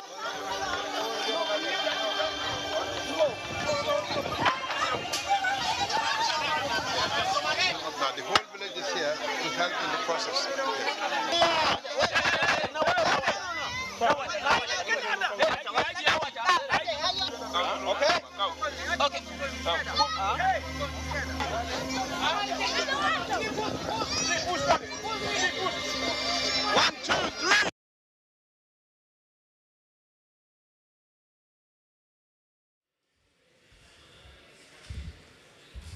So that is it for now. If you are interested in watching the film, hopefully it will be out within the next few months. Otherwise, in the meantime, you can contact me. Just come find me, and I'll give you some details on where you can find it. But yeah, thank you very much.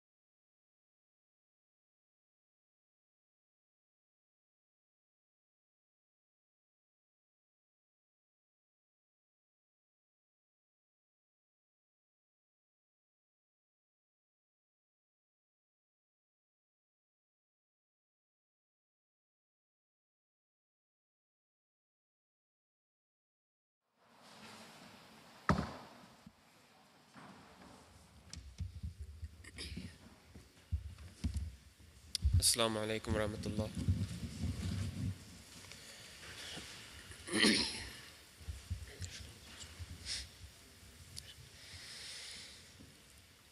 أعوذ بالله من الشيطان الرجيم.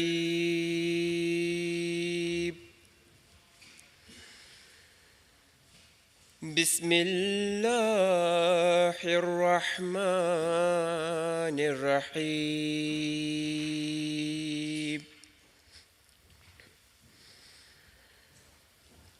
إن الذين آمنوا والذين هادوا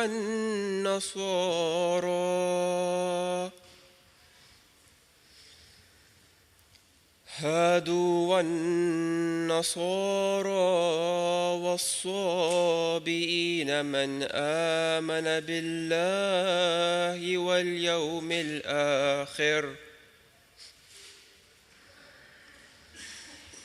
واليوم الآخر وعمل صالحا فلهم أجرهم عند ربهم ولا خوف عليهم ولا هم يحزنون.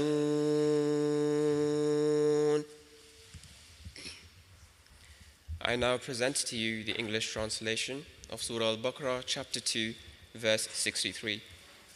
I seek refuge with Allah from Satan the accursed, in the name of Allah, the most gracious, ever merciful. Surely the believers and the Jews and the Christians and the Sabians, whichever party from among these truly believes in Allah and the last day and does good deeds, shall have their reward with their Lord, and no fear shall come upon them, nor shall they grieve. Jazakallah.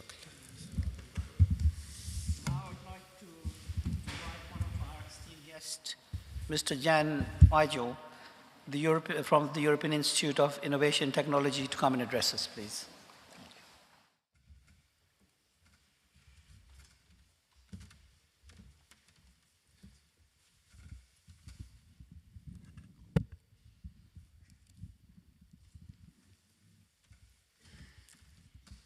Thank you. Assalamu alaikum.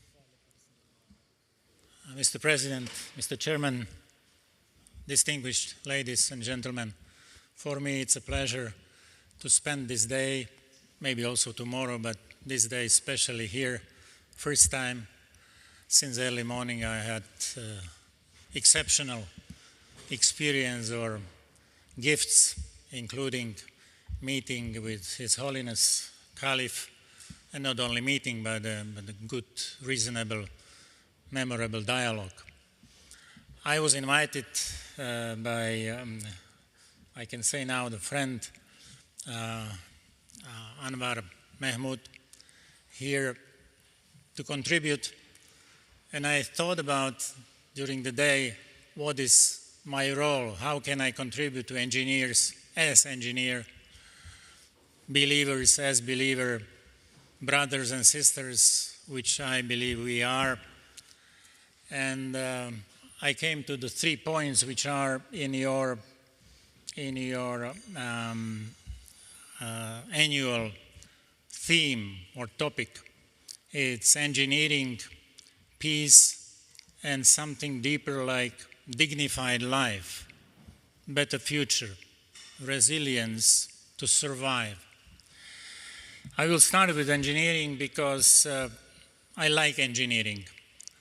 You cannot lie or manipulate in engineering. If you do, it ends very quickly and even tragically. Bridge will collapse, engine will not run, will not start up, because in physics, in mathematics, in science, there are principles, rules, there is truth. And truth is source of our victory in life, light in life, sense in life, sense of living. So that's engineering. But of course, engineering based on natural sciences and exact science on empirical knowledge, is not a sense of living. It's an instrument to make living more humane, better, sustainable, resilient. You know, we love technologies, we renew technologies, found something totally different for industry, for trade, for services. Technology overcomes all distances, macro and micro. We plan to visit Mars. Moon is already discovered or visited. We go into subatomic structures. Atomos in Greek means indivisible, but it is divisible. We know it. So technology overcomes all distances, but does not create any human closeness. You may have 3 smartphones and be totally isolated person. I hope we understand each other. Something deeper is needed, and technology can serve to this communication, connection, community building. We need and we have smartphones. Mr. President has smartphone with him. But we need smart people with smartphones in service to humanity. So that's the role of technology and something deeper in our souls and spirit. We have digital era. When I started the European Commission service in 2004, my role was entrepreneurship and information society, INFSO. Very interesting and kind of practical, popular title, information society. Since then, we moved to knowledge society, knowledge economy. But that's not the sense of life. Wisdom, wise society is much more important because we need to sort out information. We need to get knowledge in service of humanity, not in detriment of people. So I was invited to represent here European Institute of Innovation and Technology, which was my role in 2006, 7, 8 to establish like MIT in Europe. MIT is 160 years old institution. My child, EIT, located in Budapest and practically on the continent, including United Kingdom, is 16 years old only. So 10 to 1, but we are growing. We started and the boy is running and growing, maturing. EIT became in period since 2008, since conception, the largest innovation ecosystem on the European continent. And it is very important because innovation means to make things better, cheaper, more efficient, more environment friendly. And all this is an invitation to be innovative. So our structure, EIT, is based on knowledge and innovation communities, which put together in a triangle research, business, and education. And I think this is also a good method for your annual assemblies, or especially for the whole structure, how you are working. We have together more than 2,400 partners, which means universities, businesses, and research centers. They are working on strategic and sensitive topics like innovative energy, digitalization, climate change, food, health, raw materials, urban mobility, and several more. The last one is water and maritime. I want to say that, for example, representing formerly European Union or as a special envoy for religious freedom, European Union was born as political innovation. In policy, in policies, in politics, we need innovations as well. It is unparalleled structure of communication. Never in history. We can spoil it, we can damage it, we can divide it. Brexit is a signal. Or improve it. It is something what we need to have in mind because Second topic is peace. EU was not established for just business.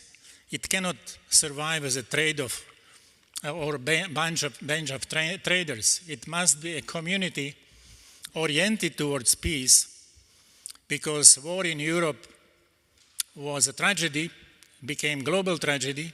There were 2 world wars stemming from Europe. The third one was Cold War. And now we have again war after 75, 80 years, more precisely to say. It's a fratricide. It's something tragic, you know it. You are in Europe, but there are many bloody places in the world, especially Middle East. Now we have confrontation between Pakistan and India, 2 nuclear powers. So peace is important and possible. Possible. It's not something illusionary. An example par excellence is probably a relation between France and Germany, because since 1870 until the end of Second World War, 45, in 75 years, the 2 nations in Europe started and led major killings, which became even global later. And now, since 1950, since Schumann's plan, anniversary is next week, 75 years since May 9th, 1950, when the plan was offered on coal and steel, but the objective was not just, commodities, but peace. And there is 75 years of peace on the major part of European continent. So peace is important and possible, and it brings stability, it brings security, it brings development, resilience, and prosperity. That's why we discuss how to do water sources or alternative energy or better agriculture. So practical solidarity, a fair relationship, not revenge for revenge, but reconciliation between France and Germany now means there is integration, administrative borders, free movements, equal rights, one currency instead of French franc and Deutsche Mark. It was unimaginable time ago, but it is reality. It is possible. And I say it because we have bloody regions, again, in Europe, in the East, Middle East, in the neighborhood, and also in other parts of the world. And my third point, sorry, maybe it's special, but very important for you because I feel the spirit here, is dignity, dignified life. Because in dignity, we are all equal. In identity, we are all different. My son is different from me, and that's okay, that's principle. We are all diverse, unless we start cloning. I hope no. So diversity is one side of the coin, and equal dignity is invitation for living in the spirit or with the spirit of brotherhood and sisterhood. And this is not religious talk. It is the introduction of the Universal Declaration of Human Rights, one of the most secular documents for the whole world, 1948. And why I mentioned it, because I discovered when I was European Union Special Envoy for Religious Freedom that people react of different religions or ethnic backgrounds more and better to dignity than to human rights. And you know what I want to tell you? Dignity is a fact. Imago Dei, in Arabic, karamah. The fact from which human rights are derived, but not only. My dignity means I have duties, obligations, not only rights, also duties, as father, as husband, as citizen of my country, Slovakia, formerly Czechoslovakia. If we forget duties, we shouldn't claim any rights, because it is black riding. It is one-sided coin. It's a false coin. So rights and duties, freedom and responsibility are always linked together. And this is concept of dignity. And why I say it, because maybe we can do something for more dignified life in Pakistan, in Afghanistan, in India, but also here in our countries. Democracies are not immune from violation of human rights. And democracies cannot sustain or survive if they forget or abandon human duties. And therefore, I think we need to do more for understanding, promoting, respecting, educating on human dignity. My initiative with like-minded scholars was and remains, and I am speaking here as one of those who would like to see Human Dignity Day being declared by the United Nations, not only Human Rights Day, because we see what's going on when you teach your children on their rights, only rights, all rights, future rights, more rights, and no duties. I hope you don't follow this practice, because we had, and I have duties as a boy, as an adolescent guy, and now as senior, and I try to teach my son the same. So please understand that this is very important. And as Ahmadis, you must understand it better than others. Because what I have seen in Pakistan, being there several times, it's incredible to declare a minority or communities of Ahmadis second-class citizens, or even something worse, is against any concept of human coexistence. It is against 21st century, which could and should be more humane. You know, religious freedom is very important for all, not only for religious people. It is important for people from A to Z, for atheists up to Zoroastrians, because religious freedom is about freedom of thought, conscience, and spirituality and religion, which means each human person has his or her rationality, morality, and spirituality. And government or regime which bans these freedoms or violates rights for my rational, my moral, my spiritual living is inhumane, is against humanity. Surely it's undemocratic, because democracy is based on this freedom and on these values. Religious freedom, therefore, is not only for all, but is very central. If this freedom is not respected, then how come freedom of expression, freedom of assembly, freedom of public community worship, freedom of association, freedom of property? So if inner freedom is not respected by the government, by the military force, by regime, the secondary or subsequent freedoms surely are not and will not be respected. Therefore, we have to care, understand, never abandon religious freedom for all and of all. And last, maybe just to share, to educate together, there is a very deep and strong nexus between religious freedom and human dignity, because dignity starts from inner space, forum internum, and continues through forum externum. And if this is not respected, how external life can be dignified? And for Ahmadis, not only living here, but especially in countries of oppression, I have an invitation to work together on certain issues. We agreed with Anwar on respect of different religious identities, not selecting people by the ID and religion into categories because it is against democracy.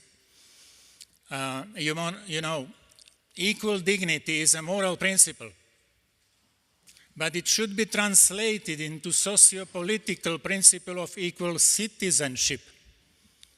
Equal citizenship means that we are all equal under law, but that's not the case in Pakistan, for example. How come?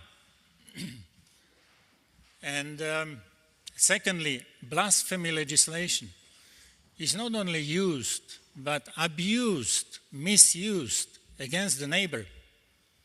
And there are terrible cases of abuses, multiple. And when this atmosphere is created in the country, then we see kind of social pattern of hostilities, of violence, of extremism. There are 4 levels of religious violence or violence of religious freedom. It's intolerance, discrimination, persecution, and the worst case, reality, not theory, is a genocide, crime of crimes. I was nominated to my position of special envoy during genocide in Iraq and Syria by ISIS. Genocide is our total failure to protect, to prevent, and of course to punish. 3 Ps. So we fail as humanity. But we are here to learn from failures, from the past, not to repeat these tragedies and dramas of the past. So blasphemy laws, anti-conversion laws are a problem for concrete people. This is not, politology. It's a crime, it's a problem, it's human suffering and even human losses. So I wanted to conclude by saying that Ahmadi community, and especially after the meeting today with His Holiness Caliph, was very talented, educated, contributive to the nation's prosperity. The first Nobel Prize winner in Pakistan, the first foreign minister, were Ahmadis. So when they are tolerated, and not only tolerated, but accepted, country is prospering. When they are expulsed or beaten or killed, country is bleeding. So we need to not only be aware of it, but to spread the knowledge, the message, and the hope. Those who do not understand religion, and especially abuse of religion, cannot understand what is going on in the world today. And once we don't understand, how can we help? How can we heal? So please, it's important to understand. It's important to speak about, not abandon or forget those who suffer because it's far away. We cannot do much.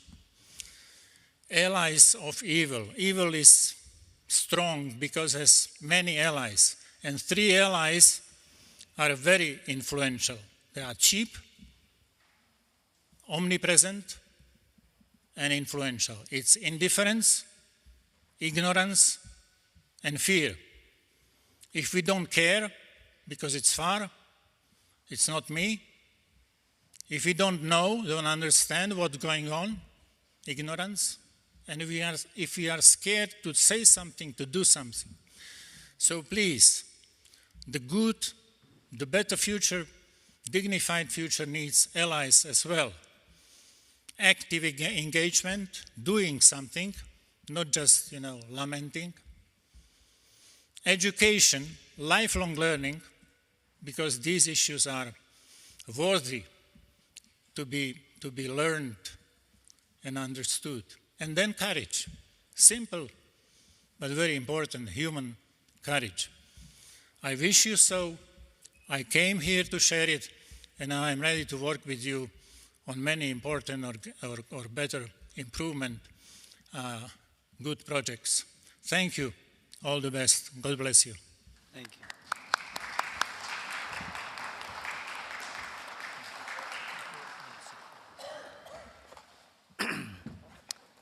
Thank you very much. That's very inspiring words from our friend. May God bless him. Now I'd request the chairman of IAAAE, Akram Ahmadi Sahib, to come and present the European chapter report for 23-25.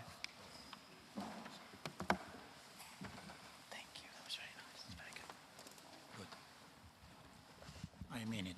Thank you. I said. Thank you.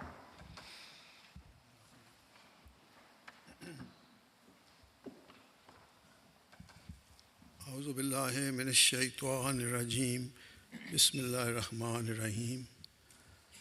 First of all, respected Amir Saab, distinguished guests and colleagues and volunteers and workers, Assalamu alaikum wa rahmatullahi wa barakatuh. So it gives me immense pleasure to address you as we conclude this year's IAAAE Symposium.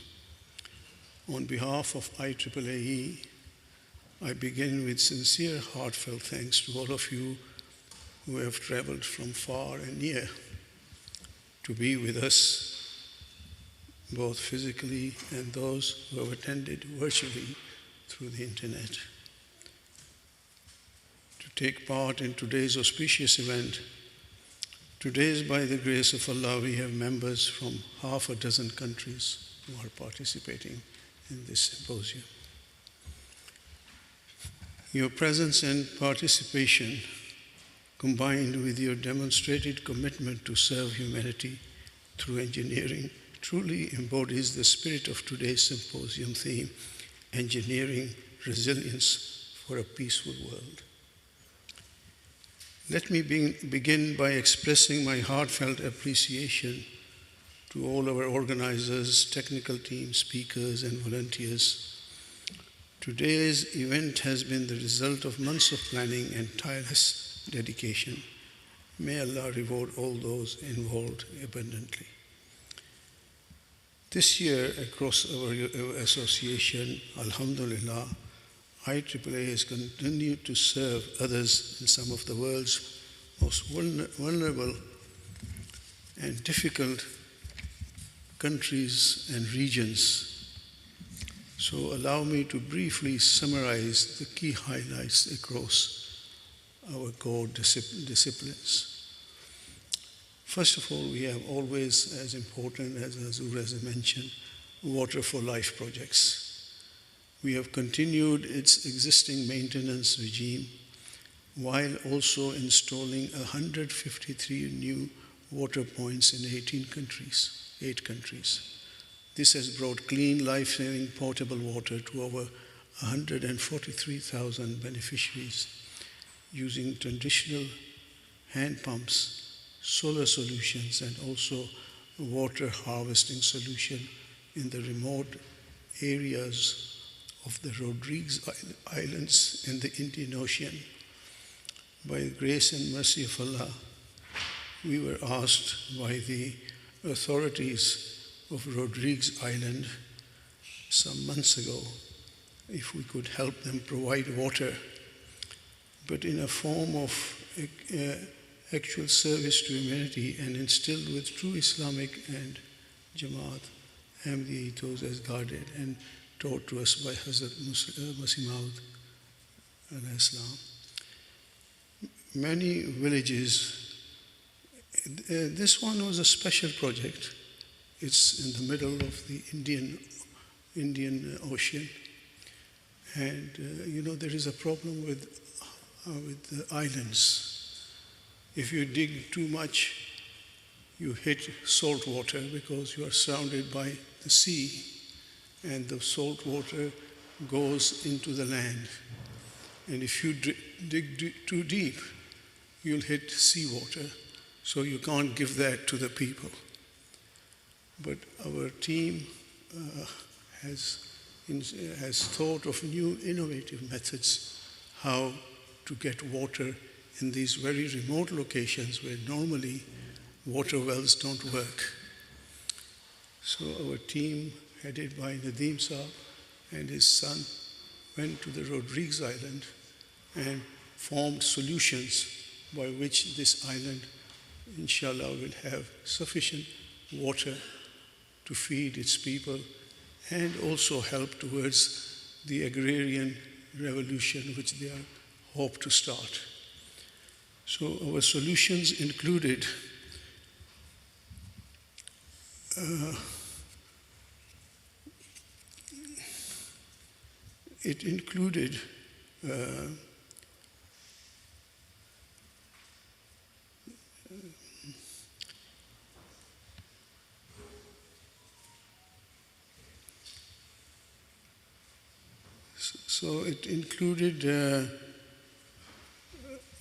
desalination plants and also collection of water from rainwater in many areas where it was just being wasted. So we've given them new ideas of how to collect this water so that they can be properly utilized. And as I said, we are looking at also possible desalination plants in these remote locations because this is the other way of ensuring that we supply them with clean, potable water. And I'm sure that once we've done this work, the country will have sufficient water for its needs. We've done our calculations and we are quite positive that we will supply them with sufficient water. Then there is the other project, alternative energy, in where we supply countries with remote solar microgrid projects so that they can provide remote households and villages, mosques, schools, and clinics. Our team has been working and has been collecting data and ensuring that where we have already done this work, we get maintenance in those areas so that we can provide them with the necessary electricity. We have worked in Uganda, Burkina Faso, Guinea-Bissau, Tanzania, and Sierra Leone. And in these, we have set up teams who, inshallah, will also conduct the work which we've given them in these countries, and so there will be less reliance on our teams going from here.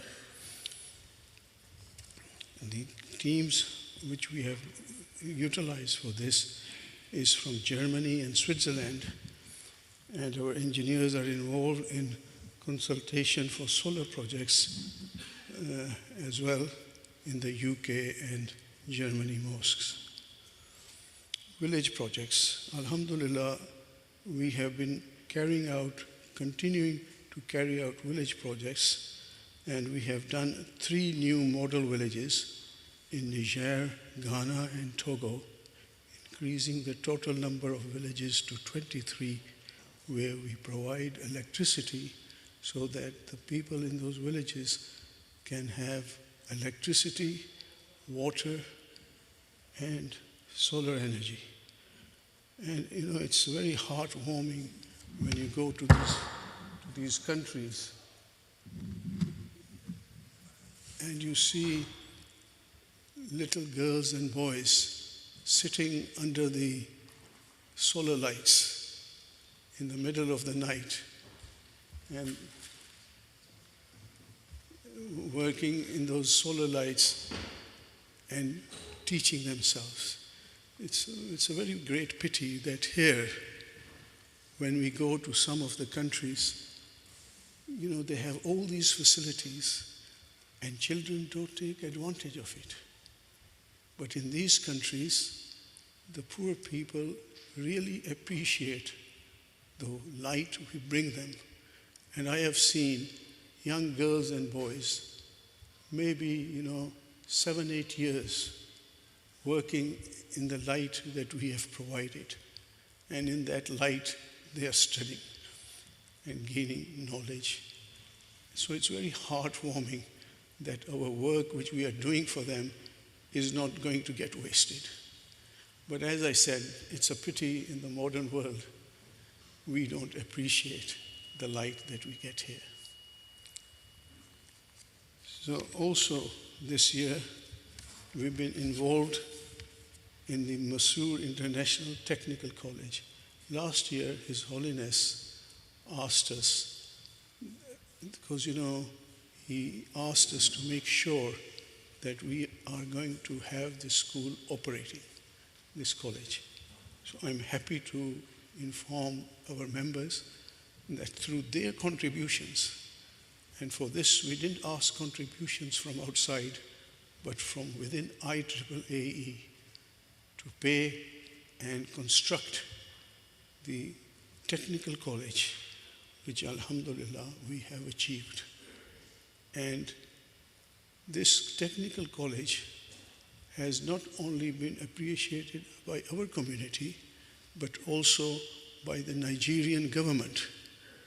And in fact, only recently, the National Technical Education Board of Nigeria has been granted status as a certified government education assessment center. And in this, we do technical work help them to teach technical work like carpentry, brick building, electrical installations, things which you don't learn at university. And this was the problem. These things were not taught at university, and so these people did not have the necessary requirement of how to do a proper job. But alhamdulillah, through this project, people are now learning to do this properly. And alhamdulillah, we are in the second year running this project. There's also a new area where His Holiness instructed us to carry out work in the agriculture department. It was only recently we've started work there, maybe perhaps 2-3 years. But on our last meeting with His Holiness, he said, increase this.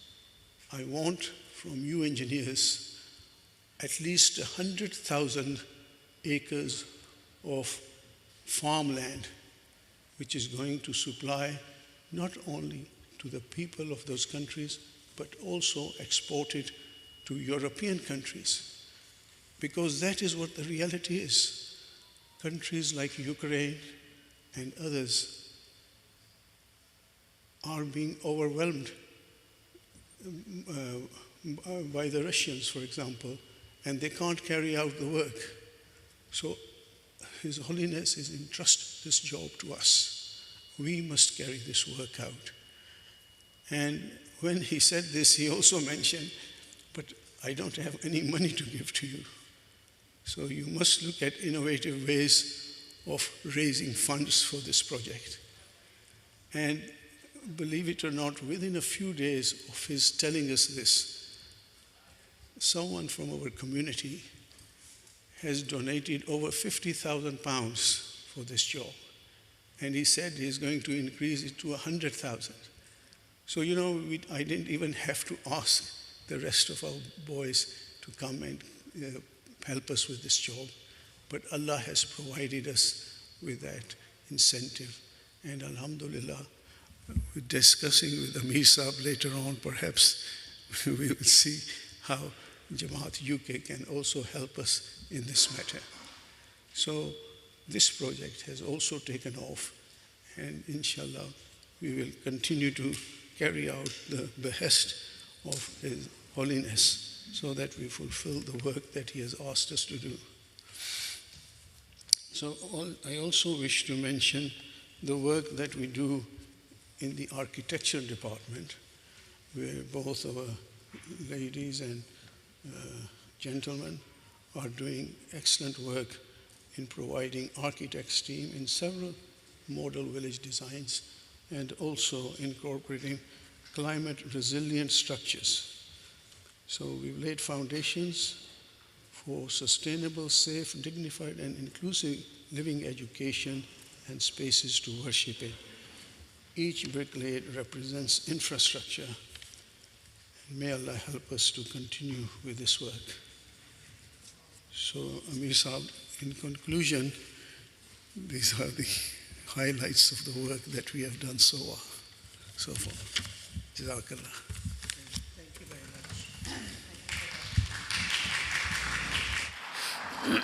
much. Now we have award distribution. Okay, what do you want to do? Yes. Assalamualaikum, Amir Saab. So, yes, I think. Yeah.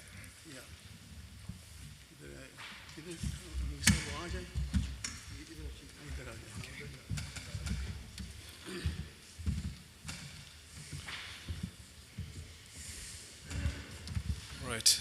Make sure you walk into the mic. Okay. Talking into the mic, okay. So, dear respected Amir Saab and Chairman Saab, Akram Ahmed Saab, we present now the awards for this year. The first award goes out to our keynote speaker, Mr. Jan Feigl, for his topic on peace. So if you could kindly... Come on. Okay, that's fine. Many congratulations. So the next award is going out for excellence and outstanding performance for our members and dedicated members who have served in Africa. The first award goes out to Omar Bashir Saab.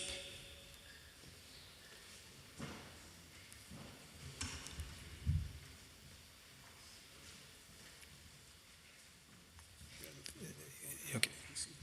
Who is dedicated for his work in MITC. The next award goes out to Iftikhar Wasim Saab, who is the president for the UK IAAAE chapter.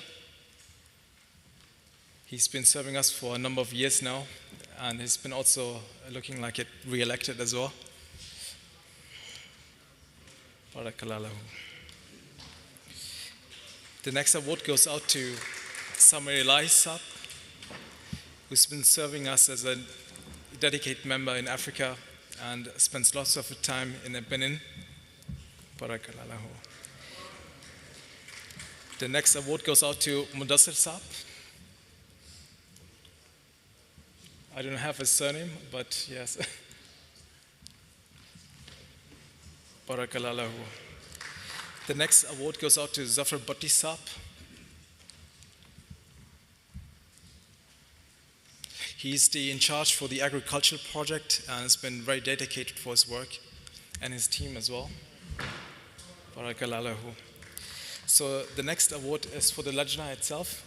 It's Mrs. Nadia Alveti Saiba. She's in charge for the Lajna chapter for IAAAE. And the next award for her, another Lajna as well, is Mrs. Zafar Bhatti Saab, who's also part of the agricultural team. We will move on. Okay, that's fine. Okay. Now we're moving on to the presenters now. So it's Noreen Saiba and Mr. Nadeem Ahmed Saab, who presented on the Indonesian project. Mr. Nadeem Saab? He's not here. Okay. The next award goes to Amar Zafar Saab, who presented as well. Amar Zafar Saab. He's not here as well. Okay. The next award goes to Kaleem Ahmed Saab on his project, on his presentation for project management for energy projects and the key importance of it.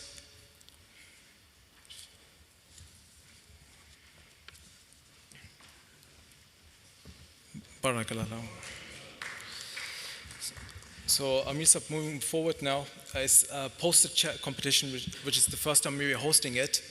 And the first award goes out to Muhammad Abdul Wasis Saab for his poster on Gothic on the surface of Baroque at the core.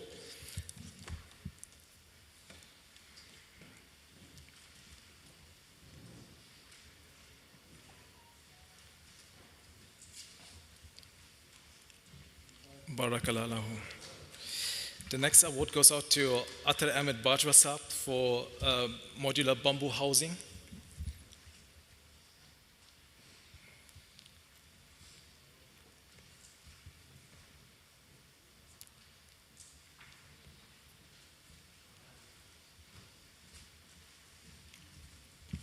Barakallah lahu.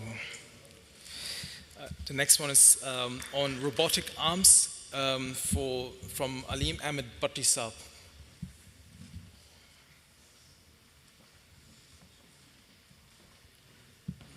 Barakallah lahu. The last award goes out to Fatia Saif Khan from the Lajna side, geotextiles for soil stabilization and erosion control. These certificates will be signed by Hazur and will be distributed to them. Jazakallah.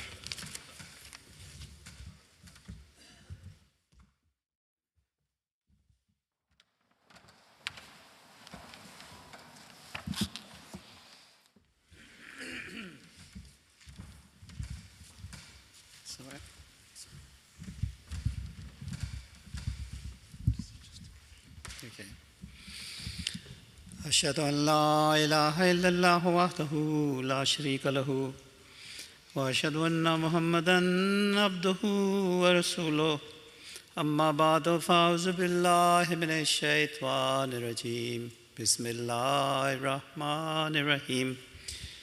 Respected Jan, Akram Saab Chair, and all the participants of this symposium, Assalamu alaikum wa rahmatullahi wa barakatuhu. May peace and blessings of Allah be upon you all. Now, I wasn't going to speak on this, but as Jan has opened up this topic, I felt that an appropriate response may be appropriate in this respect. So, you mentioned that technology and advancement has to have another factor in it that makes peace. And if you reflect on it, what is this extra factor? The thing is that we've gone through 2 world wars. We are going to several wars at this moment in time, in the Gaza, in Ukraine, even in Africa. And the one thing that is missing in all of them is spirituality. Because without spirituality, there is no sense of compassion, equality, justice. It is about the person who is mighty is right. And this is the way, unfortunately, the world that we live in. So we have advanced greatly on technology. We've gone to the moon, we're talking about going to the Mars next, and maybe even establishing a place there. What is the purpose of all this? What are we achieving? In the meantime, all we're doing is destroying our own world. And we've seen that this technology, how destructive it can be. We've been through 2 world wars, and now we're going through, just look at Gaza, for instance. We've seen that in Gaza, people have been brought back to Middle Ages in the way they are surviving at the moment. They're living on very little food. There is no sanitation, no clean water. People are burning cardboard and wood to survive. Is this what we need technology for? Death and destruction? If that is the aim of the technological advancements that we are seeing, and we're talking about nuclear wars, and we're talking about Star Wars, what is the purpose? And we must reflect on that before we reflect on anything else. And inshallah, I'll be talking about the IAAAE in a minute, but I felt that I needed to address this issue. The thing is that we, the Ahmadiyya Muslim Association, believe that God sent over 100,000 prophets to this earth. And all of these prophets came for the reformation of mankind, to bring peace and humanity on this earth, not death and destruction. And if after 100,000 prophets, we are still seeing this, the death and destruction, that means that we, as a human race, are going in the wrong direction. We are using technology and all this advancement and all this superhuman efforts that we are making in advancing actually come down to absolutely nothing, because all it is doing is it's destroying our beautiful world. It's also creating climate change, which is another issue that we are seeing. So, all faiths, no matter which faith you belong to, principally teach the same thing. How you can have harmony and peace in society in this world, and how people can live in coexistence with each other in love and compassion and dignity. These are the words that have been used previously. Now, Islam teaches that there's several stages of spiritual development. And firstly, we must identify what is the purpose of our life. It can't be so that we can have big cars, big houses, lots of food. Half the people are dying of hunger and the other half are so affluent that they have absolutely no care for anybody else. We are in a rat race. Everyone is trying to get more and more. We never talk about how we can feed the poor, but we're always looking at, where the FTSE index is going and where all these indices are going. And if they go down, there's chaos in the world. So we must understand what is the purpose of our life. The purpose of our life is to be one with our Creator, to be able to win His pleasure, and to be able to inculcate His attributes into our own conduct. So all these things about compassion, love, dignity, all of these are the attributes of God the Almighty. And we must inculcate those in our... Now, Islam teaches us that there are various stages of spiritual development. The very basic stage is called Nafs al-Lawama, which is basically you can survive just by human instincts. You can go through life without developing any spirituality at all. You can just do things as a human being. You eat, you drink, you go to work, you do whatever is necessary to survive. A very basic human existence. And a lot of our so-called leaders who claim that they are actually supporting human rights in this world fundamentally live in that very basic state because they have no humanity at all. For them, collateral damage is just part of daily life. People die, so what? If you kill 10,000 people, so what? It's part of... So firstly, we have to learn the very basic stuff about spirituality, is how we gain a consciousness of how we can become better human beings. Think before you say anything. Think before you do anything. Do not try and harm people. Do not try and harm this beautiful planet that God has created for us. Let it be, live in harmony with Allah's environment. This is what peace is truly all about. And that can only come when you consciously think of every action that you take. And unless you take that action, you will continue to go in a trajectory which will take you towards death and destruction. So I'm pleased that Jan mentioned this, so it gave me an opportunity to just cover a little bit of this. But His Holiness, Hazrat Mirza Masroor Ahmad, the current head of our international head of our movement, has spoken at various events in parliaments around the world. And he said that peace can only be achieved through justice. Without justice, there can be no peace. And he said that we must come out of this rat race of making more and more destructive weapons so that we can have superiority over other countries, and use that money to feed the poor and hungry people in this world. Even now we're seeing that the United States is forcing Europe to up their GDPs on weapons for destruction. Why? Why can't we just become a bit more tolerant of each other? Why can we not live in peace with each other? We've got history, 2 world wars, millions of people died. What's the purpose? What did we achieve by all that?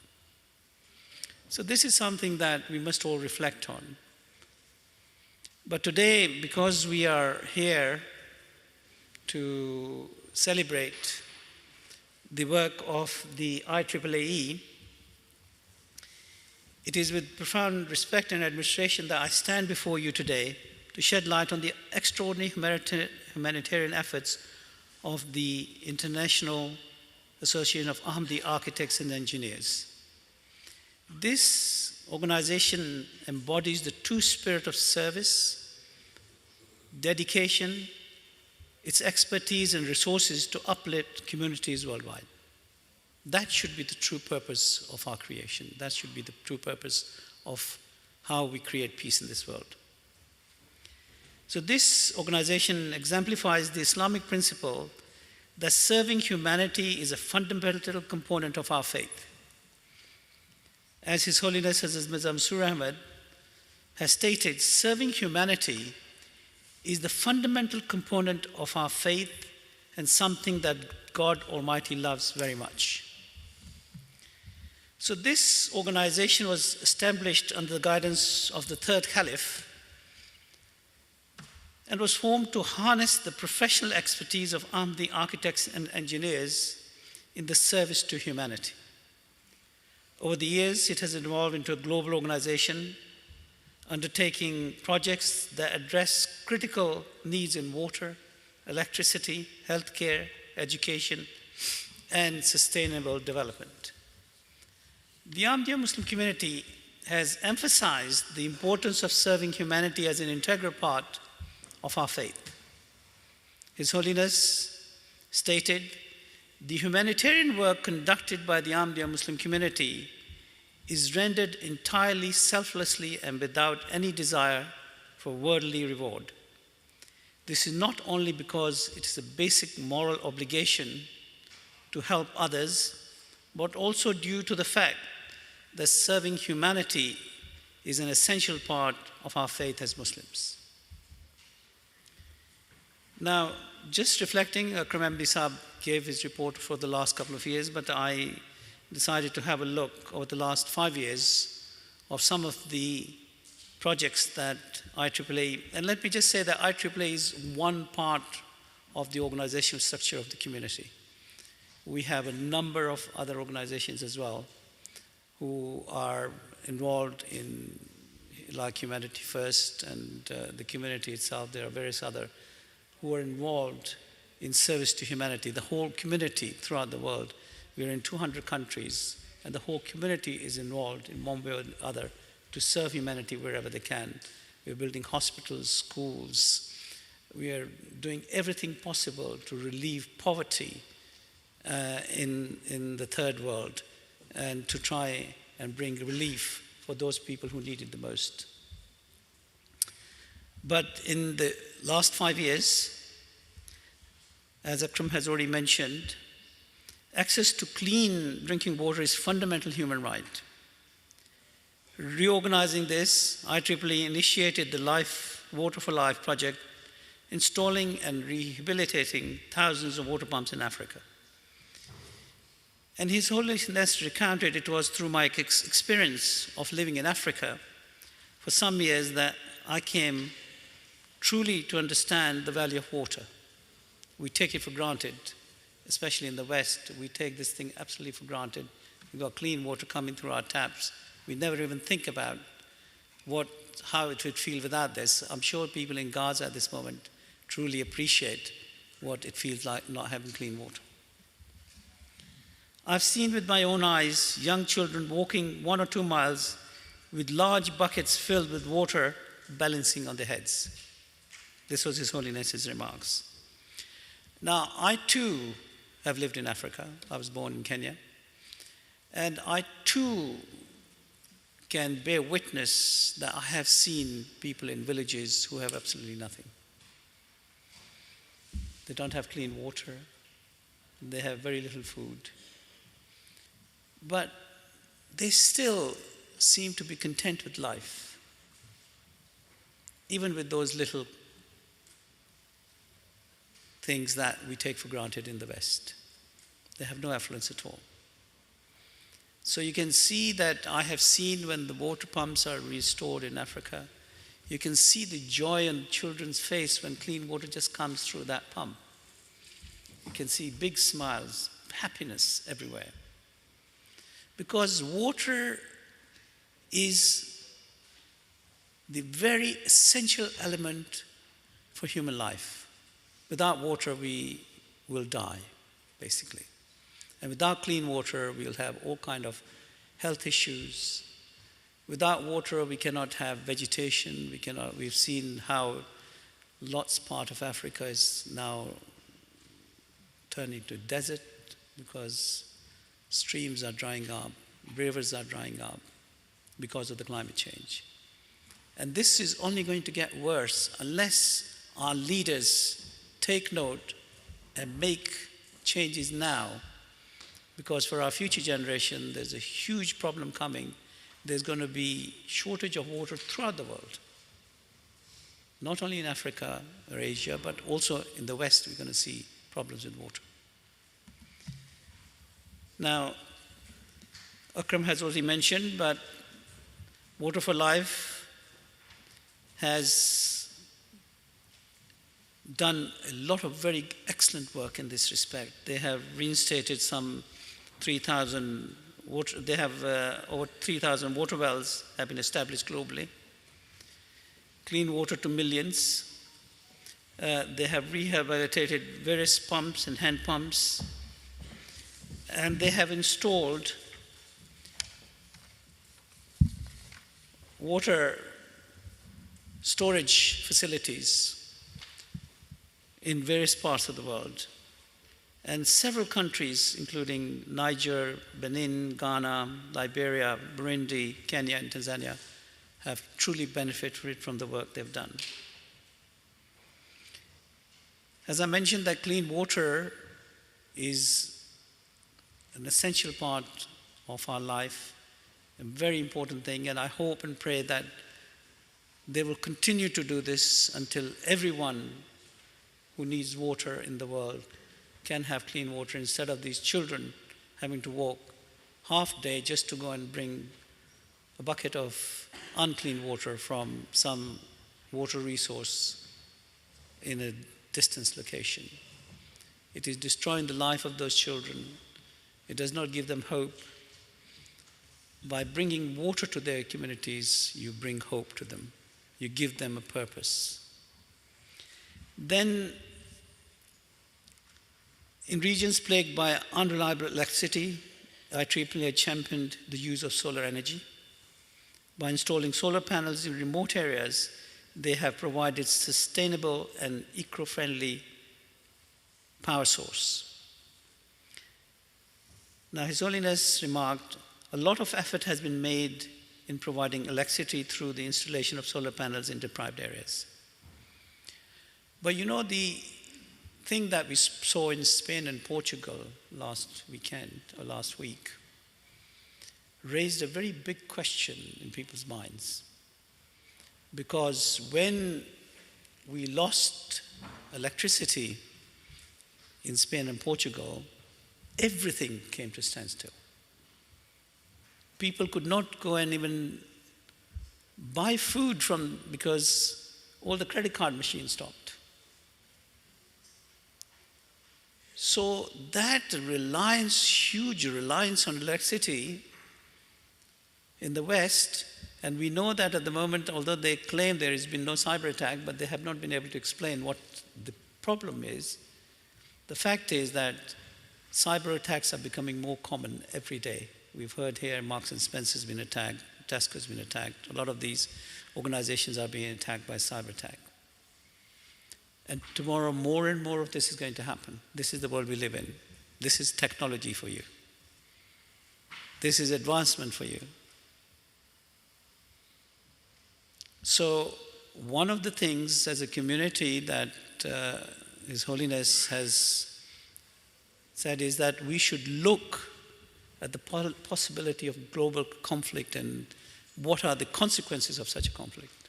How are we going to deal with the aftermath of that conflict? And one of the basic things that we, as in our recent meeting, we discussed was that we should start looking at putting at least solar panels in every house in the UK. Although at the moment they are linked to the grid, but if, God forbid, the grid goes down, there should be an alternative source that at least you can have electricity in your house. Because it may be linked to you getting water, a whole range of things may be linked to that. So this is something that I think we should be looking at now about survival. From the experience in Gaza, we've seen how they have been able to flatten everything. So they talk about rebuilding, but they talk about rebuilding in, maybe you take 50 years to rebuild. So I know that one of the tasks that His Holiness has given to the organization is to find how we can build basic, cheap housing in areas where there's conflict and how we can quickly replace destroyed housing. So this is something that I think needs more attention for the future. Then Akram has already spoken about the model villages. IAAAE model villages are testament to holistic development. These villages are equipped with essential amenities, including sanitation, electricity, paved streets, community centers. We take all these things for granted. Sitting here, we just take everything for granted. But if you go to Africa, remote parts and villages, you'll find that there's none of these, basically, no roads, no nothing. And for someone to come and provide all these things, it just transforms the life of the people who live there. And His Holiness highlighted that those people who lived on land which was previously cut off from all facilities are left astonished. Their happiness knows no bounds. So the Model Village program is an excellent program which needs to be expanded further, and so that we can provide more and more facilities to those poor people who have nothing at this moment in time. Then, as Akram mentioned, is the Masroor International Technical College, which was established in the Ogun state in Nigeria, which was commissioned last year, and now, by the grace of Allah, has students who are learning basic technical skills. Great institute, and inshallah, more of these institutions will be built in Africa. Already the community has schools and hospitals and various other institutions. But this is the new type of facility that the community will be providing as a technical facility. Now, the other very important part of the work of IAAAE is of giving architectural contributions, designing spaces, buildings, mosques. And for a large number of years, they have been doing this. And in more recent times, the IAAA has been involved with two complex projects, mosque projects, one in Tanzania and one in Mali. And they stand as symbol of unity and spiritual growth. And His Holiness noted that these buildings are also providing us with new venues for propagation and has increased the awareness of the Jamaat amongst the local people. So with the challenges that we face today, the work of IAAE is going to increase. They're going to have more people involved to go out, provide clean water, provide electricity, energy, provide health and education to those people who are in the greatest need for such education, such facilities. His Holiness has emphasized the importance of such initiatives and said IAAE must prepare for rebuilding the world, developing longer-term initiatives which will benefit the world for generations to come. So looking ahead, we must all work together. And as Jan very ably put it, that he's happy to work with us. We have a number of people who have come to the community. Recently, we had one of the kings of Bo region who came and said that he has the resources and he wants to do partnership with us where they can relieve poverty in the third world. And one of the important things about our community is that 100% of the funds that are raised for the projects are applied directly to those projects, with absolutely everyone sitting here, all these engineers giving their time free of charge. Not only that, they will even pay money to travel to those countries at their own expense so that nothing gets taken from the funds that we have. If you look in the world, billions of pounds by NGOs and everything are being spent in Africa, but yes, still we haven't been able to relieve poverty in that country. We haven't been able to give clean water to everyone. Why not? When billions have been sent. The thing is that a lot of that money goes into paying for salaries, cars, and other expenses, and very little eventually ends up in the people who need it the most. But in our community, recently we had the President of Sierra Leone came to visit His Holiness some years back. And he had with him 5 ministers, and the High Commissioner also came. And all of those ministers were Christians, they were not even Muslims. And they told us that 4 of the ministers who was with the king, or with the president, they had all studied in Ahmadiyya secondary schools in that country. They had received the very best education in those institutes. So the community works very hard to provide very best facilities. We're opening hospitals at this moment in time. A hospital has just been opened in Guatemala, which is a state-of-the-art hospital. There's another one going to open up shortly through Humanity First in Ivory Coast. So a lot of hospitals and schools, various institutions are being opened by the community throughout the third world.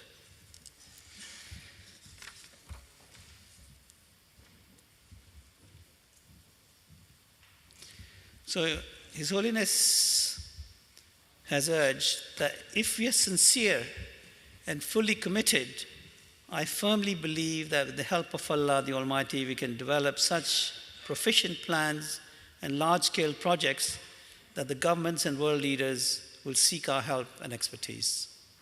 So this is the job that we have to actually aspire to, so that with our dedication, with our open-mindedness, with our big heart, compassion, dignity, we are able to truly engage with governments around the world to be able to get the very best for those poor people who have absolutely nothing. Now, the success of IEEE is a testament to the dedication of its volunteers, many of whom offer their time, expertise without seeking any compensation. Their works embodies the spirit of selflessness, as highlighted by His Holiness. The members of the IEEE are working with great diligence, care, and with sincere desire to serve. Some of the volunteers do not even claim for expenses, and so they are even bearing the cost of travel personally, as I mentioned earlier.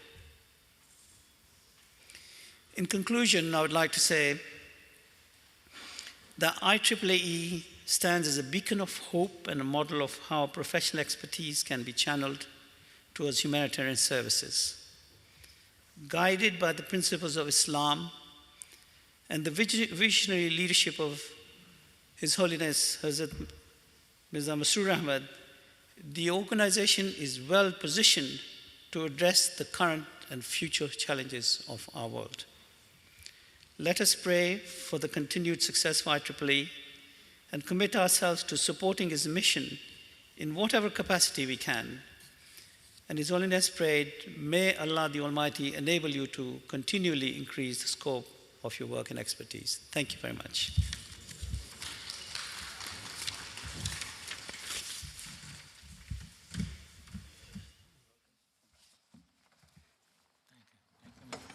Thank you. Shukriya. Right, so we do dua. As is traditional with such events that we end with silent prayer, praying to God Almighty. Our guests can join us in any way they like. All we do is we raise our hands to God Almighty and we pray for peace in our world. We pray that may Allah give peace in our lifetime so that our future generations can live in a peaceful world that we desperately need at this moment in time. There is too much death and destruction taking place. There's too much despair. People don't feel happy or comfortable at this moment in time. So let us pray that maybe God will intervene and help our leaders see the right path. God bless you all. Join me in silent prayer, please.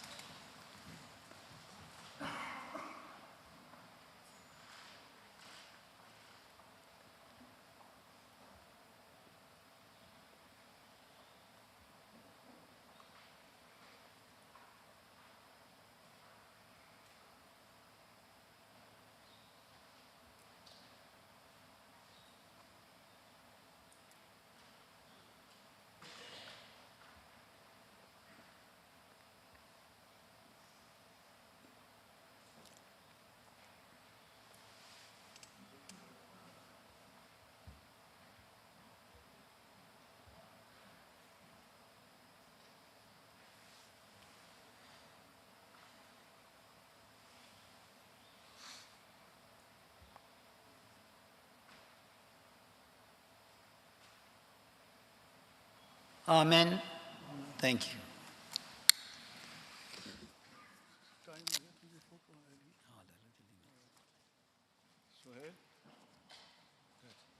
Thank you very much. Thank you. I hope to meet you sometime in the future again. Inshallah. Definitely. Yes, inshallah. Definitely. It'd be lovely to see you. I'm pleased that you mentioned spirituality because I felt that